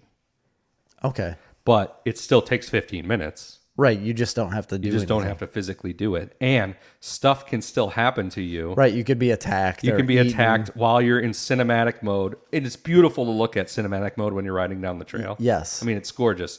And it's even better because you don't have to actually control the horse or anything. You can just kind of look around and be like, man, this is incredible. This would be an amazing, someday in the future, VR game. I agree. It's gorgeous. But to me, I cannot spend 15 minutes riding from point A to point B. I mean, it's insane that they expect people to do that. It's like built in that you would wander, though. Like each individual. Yes, but there's not that much to do amidst of the wandering. Unless you stop to talk to people and take. I guess, but side here's the deal. quests A lot of it is and go here, 15 minutes, do this. The missions are very short. Do this little mission, and then 15 minutes back, and then 15 minutes to the next mission. It's insane. I swear to God, I burnt 6 hours on this game and barely accomplished anything. And there's no way to fast travel across this map if you haven't discovered the area yet. Even if you have, there's no way to fast travel. No, I know that, but I mean, there's an opportunity for it later because I thought you could go to like a train station fast travel. Unlock later. You can do that. And some of the missions, but you can't if you haven't already found that area. So you would have had to already ridden to the area on a horse to unlock it in the map to even know that it's there. Yeah, because it doesn't show you. You can anything. ride on trains, so you can jump on a train. Literally, just jump on one. Yes, and go across the map. But it still takes time, a massive amount of time. Right. And then you got to worry about your horse wearing down, and you got to feed your horse. And pet him. I don't want to feed and pet a horse. You got to pat the horse and tell him he's a good boy. Then you go try and buy a faster horse. You're like $150 For this horse? Come on. I don't even like the coloring. Well, you can change it, but you got to pay $30 to change the color of your horse. Right. So that's expensive. Yeah. That's a lot of pelts. I like the action of the game, but the action is so few and far between. It's a lot of like shuttling people around missions. I did hunt like right out of the gate. I went on that hunt to the legendary bear. Yes, absolutely. I did too. And I didn't save it after something happened where I had to do it twice. Okay, so I went in the hunt, and there's spoilers. You go on this hunt and you don't kill the bear. And then you have the option of staying and continuing the hunt, Yes. or just leaving and coming back later in the game. I continued to hunt and killed it. I did too. But you have to collect the claw, like the bear claw. Yeah. And I think I didn't do that. Okay. And that was the big issue. So I collected the pelt and loaded on the horse, and you got to drive it. You got to freaking take it all the way back to a trader, which is on the other side of the map. Yeah. And first of all, they never tell you that. The only reason I knew that is because I looked it up online. Okay, so there was something I didn't do. It was either the claw or the pelt thing. I didn't do the pelt thing, I think. So I get no credit for this. right up to this trader after 20 minutes of Right. galloping across with a legendary bear skin Yeah, legendary. on cinematic mode, so I'm not paying attention. Mm-hmm. And I ran into a blockade, and they just murdered me. And then you lose the pelt; it's gone when you respawn. Oh my gosh. Luckily, you don't. If you go to the trader, it's just unlocked, and then you don't actually have to bring the pelt anywhere. Once you kill the once bear, you have it, Yeah. it'll eventually unlock. maybe it, you right? can't sell it. I don't really know, but anyway, it's a cool game. But I'm just not in a point in my life where I can devote that much time to a game. So this is my big problem with these type of games now is that They're so big. these open world games are getting so huge, which is what we all wanted. Everybody wanted bigger games. I wanted it when I was in college and I had time. Once we've got them now and you're into it, it is so time consuming and to the point where it's not as fun anymore. It's still fun, and I like It's being fun to a immersed in a point. game, but it has to be the only thing you do in your life. That's it. You can't have other A business pastimes or a job or a family. children. Yeah, I mean, you Like- can, but I was reading it takes 60 hours just to play the main storyline. That's too much. Now, I put that's time into skipping games. everything else. I played the new Fallout game. I probably put 100 hours into that game. Yeah, you've lost half a life in video games. I took an entire week ridiculous. off work just to play that game. Right. when it came I out. remember that. And I probably put 100 hours into it, and I'm happy that I did. I loved it, and I loved every minute of it. Yeah. And there is also a lot of bullshit crafting and stuff like that, and there's a lot of running around the map, but you can fast travel in that game. Yep. That's the big difference is fast If you traveling. could fast travel, this game would be damn near perfect. Life would be damn near perfect if I could fast travel. Yeah, no shit. Anyway, that was that. The other thing that we both have watched Yes, this is basically the only thing I've watched in the last week. is we talked about it last week, and we both started watching the show Alone. Yeah, so I was calling it Alive last week. I was wrong. well, there's another show called Alive, I thought. I don't think so. No? No. Cuz I was confused by that too cuz I could have You're sworn thinking there was of another Life show. Below Zero, I am. which this is not Life Below Zero. This is a way better. It's a survival game. Yeah, I think it's better than Life It's Below Zero it's by very far. similar to Naked and Afraid, but with more resources. I think it's a combination of Naked and Afraid But the amazing thing and about a show called Survivor Man. yes, I was gonna say because they're self-filming and they're isolated, which So- is a cool, interesting aspect to it. So there was a show on, I believe it was National Geographic originally when it came out, called Survivor Man. The main Les character, Stroud. yes, Les Stroud was the main guy. He created it, he produced it, he did all of it himself. And I always loved that show because it was self-filmed. He filmed everything. He taught you everything. He did it all on his own all the time. And he'd go to different areas of the world. I think he might have been in like a little bit more resource-rich environments than what these people are on this show. At least season 7 of the show, 6 of the show. Yeah, I'm sure. But he was in a lot of different areas. I mean, he did one in the middle of an ocean on a boat. The area these people. So we've been watching season 6. the newest The season. newest season, yeah. It filmed They're last year. It ended in the end of 2019, something like that. And they're in the Arctic Circle, so like either in Canada or It's in Canada. Alaska, I'm not sure. It's a very far northern point of Canada, up by a big lake. It's the 5th largest inland lake in the world. I don't remember what it's called. I just remember it being huge. And these 10 contestants are scattered around this lake. Yeah. None of them know where each other are at. And the premise of It seems like they got to be close to each other. Like you'd see a campfire. It's huge. I mean, you may see the overhead of this lake, but it's huge. Yeah, and also all of their campfires are they're within inside, their shelters.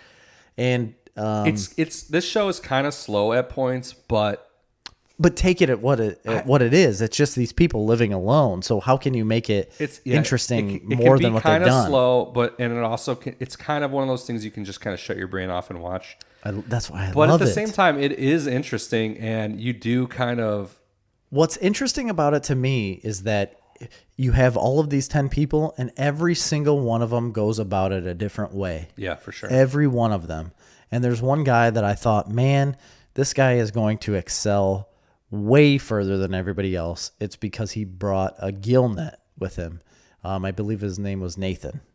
And he put up this gill net. He set up this a tree out in the water with a counterweight with other trees on the side.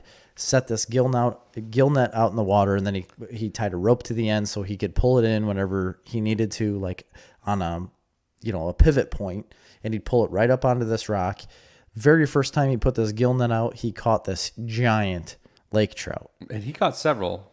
Every day he'd go over there and he'd have a fish. It seemed like I guess I don't know if it was every day, but it seemed like every day. Yeah, every that was time like in the first 10 days. He was fine. He was catching fish all the time. He caught a pike. He caught a whitefish. He caught multiple trout. And I was like, this dude is going to make it. But he also did absolutely nothing other than that. Yeah. Like nothing. Every time they showed him, it was like, Is well, he the one that ate the fish eggs? I'll go out of the fish. Yes, he ate the fish eggs and got severely Super sick because of the bacteria, and he realized it later and he overcame it, but he was very lucky. I like the one where they show the fish. I think it was him too, and you could see all the worms swimming around in it, the parasitic worms. No, so that was Ray.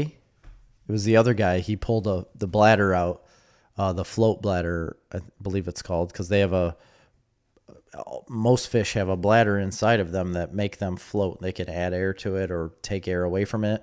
But when you pull a fish up from deep in a lake or a large body of water, you pull them up to the top right away, that bladder will fill up immediately because of the pressure, and it bloats them up. Well, he pulled that out, and the whole thing was covered in parasitic worms.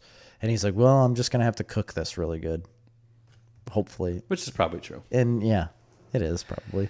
It's just interesting. Some of the contestants, you're just like, what are they getting these people? These people are crazy. Either crazy or have no freaking idea what they're doing. Every one of them had a very interesting story. But it's amazing how many of them can smoke a squirrel with a bow and arrow from a long distance away. Dude, the one guy shot him right through the ears. The one lady was shooting squirrel and grouse and stuff. Yes. Like far away. Right. I'm like, man, I couldn't do that. And we're not talking a compound bow with sights. No, it's a regular recurve bow that you don't have sights, and it's just instinct. Yeah. It's like, and they don't even aim that much. They just pull it back and let it fly, and they just nail these things. We don't see how many they miss. Right, but I mean, when you're in the midst of hunting an animal and you shoot once, most of the time that's all you get. Yeah. Especially, yeah. You only have so many arrows, too. They get 9. They got 9 arrows with their bow. That's why when you first said, like, a lot of these people seem very ill-equipped or, like, very, like posers, I was like, well, just wait a minute, because you're going to see that they really aren't posing too much. You could tell a lot of them were trying to play, because the goal of the game is just to outlast your opponents. That's all. Right. And a lot of them are playing the starvation game. Yeah. Like they can just outlast them, not eat and get what little they can. But I started doing a little research after watching this. I'm like, these people are just eating an occasional squirrel and a rabbit or even fish, and they expect to be able to. It's not like Naked and Afraid where you're only there for 30 days. You just got to make it 30 days. Like you could damn near starve yourself for 30 days and make it. It'd be terrible for you. But if you got an occasional squirrel or something, you can make it 30 days. But you can live 3 weeks without food. Yeah, but these people, they are planning on being there possibly for months. You could be there up to a year. The show is dedicated for people to be there up to a year. So any contestant walking on that show thinking they're going to live off of squirrel and rabbits, they have to be insane. Because I started looking it up. You would have to have like 4 to 6 squirrels a day. Right. To sustain your calorie intake. And then the other problem is, that's just for caloric intake. The other problem is squirrels and rabbits have no fat on them. Right. And there's a thing called rabbit starvation. Yes. Same with moose. Yeah. Well, but moose have a lot more fat on them in certain areas of the moose. If you can get the moose, but just moose meat in general, if you can get the fat off the moose. It's lean protein, but there's a lot of fat. You need fat to live. You have to have fat to live, yes. And moose have a lot of fat on them, or in places anyway. But a rabbit and a squirrel have no fat on them.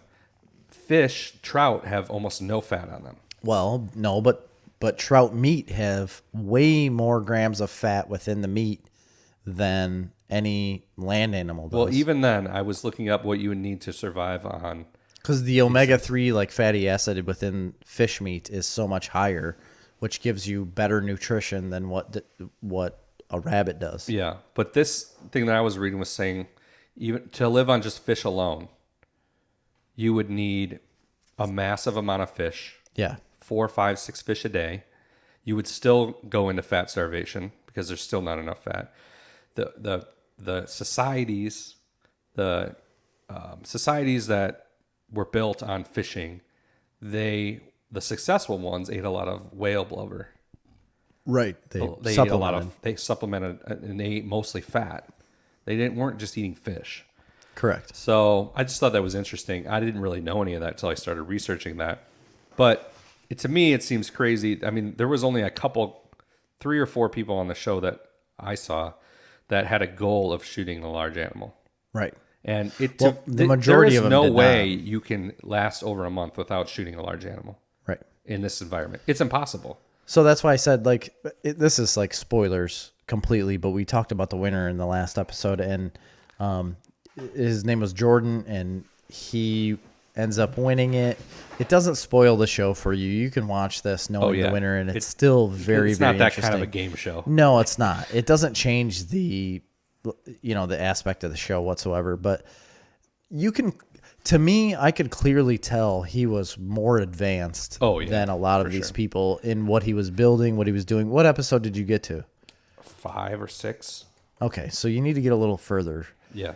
But there are spots in the show where, so he had shot a moose, cut it up, carried it all back to camp, started smoking some. Well, then he was having an issue with things starting to eat the meat, so he redid where he was keeping the meat, and he ended up building this platform way up in the air. And then he made his own ladder, carried all the meat up to the top of this platform, because he was having an issue with this wolverine that we had talked about in the last episode. He ends up killing a wolverine with a hatchet, just beating it to death. Yeah. Eats that. But then he gets all this meat up to this higher platform, and another wolverine comes around and still makes it up this platform that he made, because if you strip the bark away from trees, it's harder for animals to climb up like just wood poles. They can't really do it. Well, a wolverine did it, and it didn't eat the meat. It ate all the fat off of a lot of his meat. And he gets up there and he's like, oh man, this isn't good. It's like, man, all the fat's gone off this meat.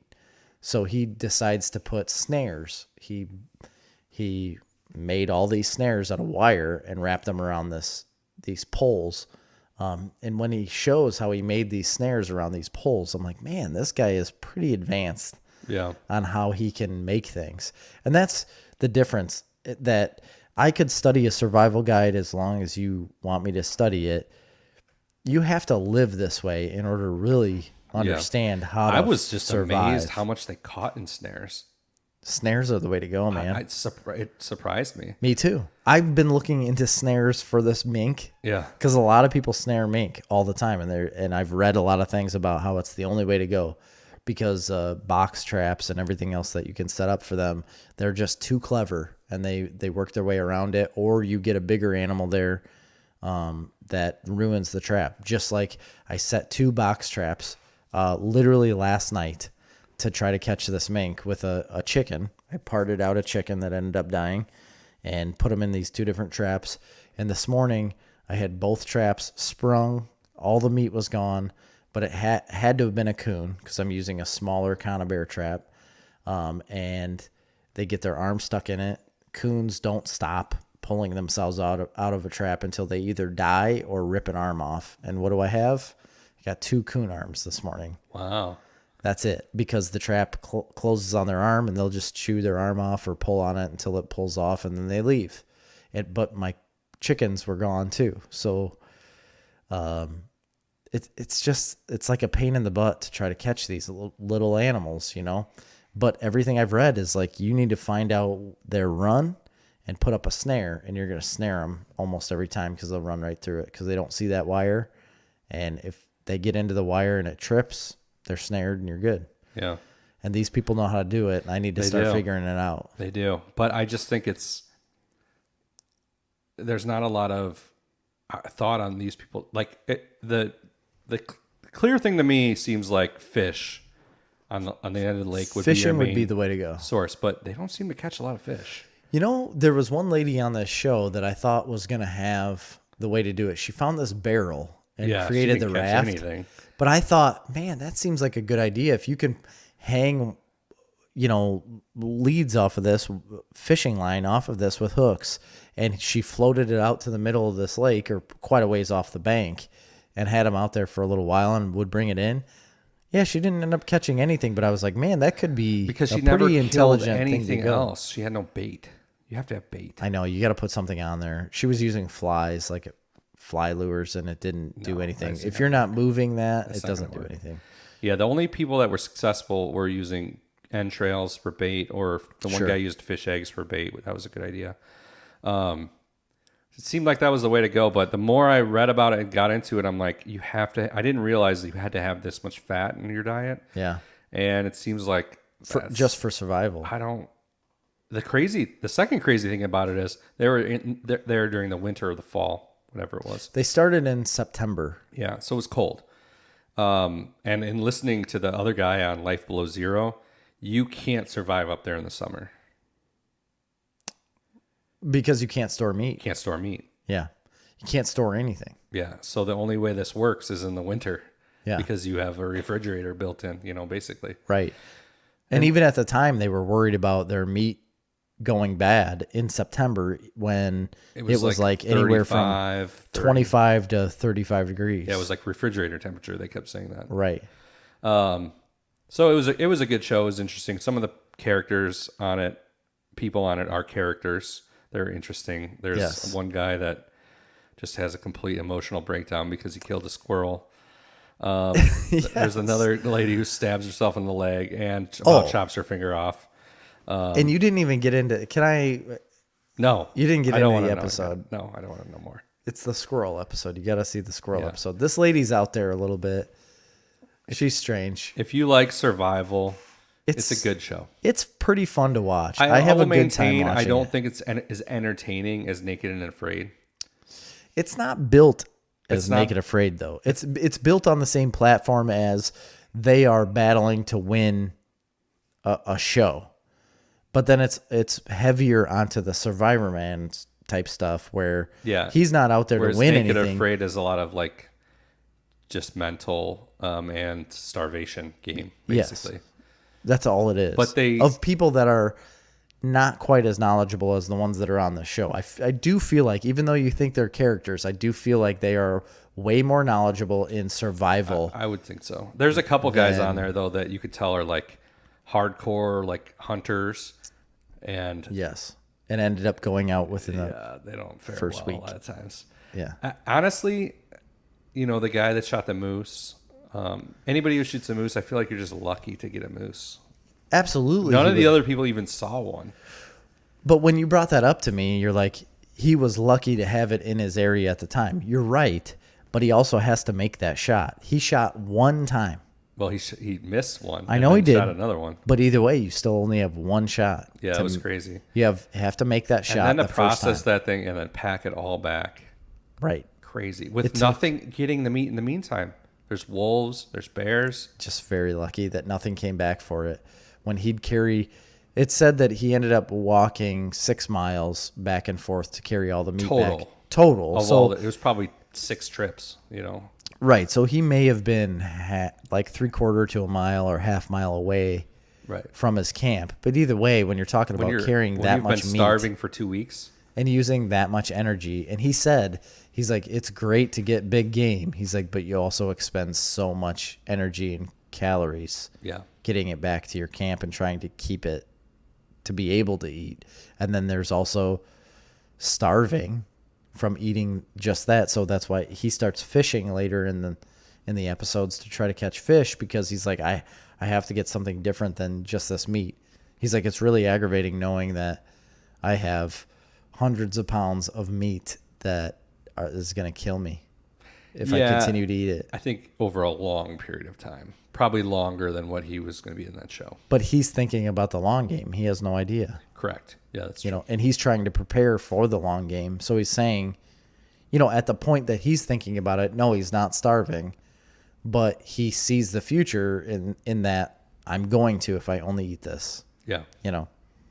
It's crazy. I love the show. I like to go back and watch some of the earlier seasons, but they've said that this season has the most expert survivalists on it compared to some of the previous seasons. Oh, really? That's what I read, but I had seen it before. Well, I didn't read that. I thought it was put out on the History Channel. Yeah, History Channel. History Channel is the one who produced this before, and I remember watching the first couple seasons. But it's on Netflix. Before I was a cord cutter. Yeah. Not an umbilical cord cutter, because I've done that too, but cable, satellite cord cutter. Yeah. So that show I've been watching, I'm going to keep watching that. The other big one I've watched is Birds of Prey, but I think we're out of time. We kind of are. Yeah, we are. We'll save that till next time, because I haven't seen it yet. So maybe you watch it, and then we'll review it together, because I'd like to get your take on it. Okay. There's good and bad. There always is with DC shows. Yeah, there's good and bad. There's interesting and weird, and it's... I mean, a lot of people liked this movie. Mm-hmm. A lot of people did. Yeah. It came out, and people said it was better than what they expected. I was always against this movie since I saw its creation, or that it was going to be created. I was like, yeah, that's a movie I'm probably never going to watch. I will say it's a very scattered movie with a couple fantastic performances. Okay. That's good to know. So it's I don't know if I can recommend it and say it's worth watching to the average person, but it's worth you watching. Okay. So we can talk about it. And that's what I'll do. So just to recap a little bit, remember, we obviously get on Patreon. If you aren't on Patreon already, $10 gets you a shirt, which leads me into saying we have shirts available for sale. $20 for a T-shirt, and what did we say for $30 for a hoodie? $30 for a hoodie. $45 for both. $45 for both. There you go. So remember, you can get a T-shirt a lot cheaper if you do $10 for Patreon. And if you buy a shirt or any of that, we'll throw some stickers into. Absolutely. You get stickers involved with it as well, because we have those available. So check those out. Hopefully we'll have a Facebook or an Instagram post about the T-shirts and sweatshirts. And this is your only opportunity to get a T-shirt outside of winning some sort of contest. Yeah, that's really it. I mean, they're up for sale, so. That's what I mean. Yeah. Buying one is the only chance you're going to get outside of winning a contest. Or joining our Patreon for $10, and then you get one sent to you. Yeah, I think our next content is going to be that coloring contest. We do have a coloring contest coming up for a caricature. I have to find a place that will print 11 by 17. I don't have an 11 by 17 printer. Xerox it, man. No, I want a full-sized. I know. Don't any printing place would do that. Brandt's Printing in Morris would probably make you one, right? Well, I'll give it to you then. You can. You're out and about in the world more than I am. Really not. I go to Dresden and that's it. All right. For Snarf Talk this week, I've been Chris. I am Jerry. See ya.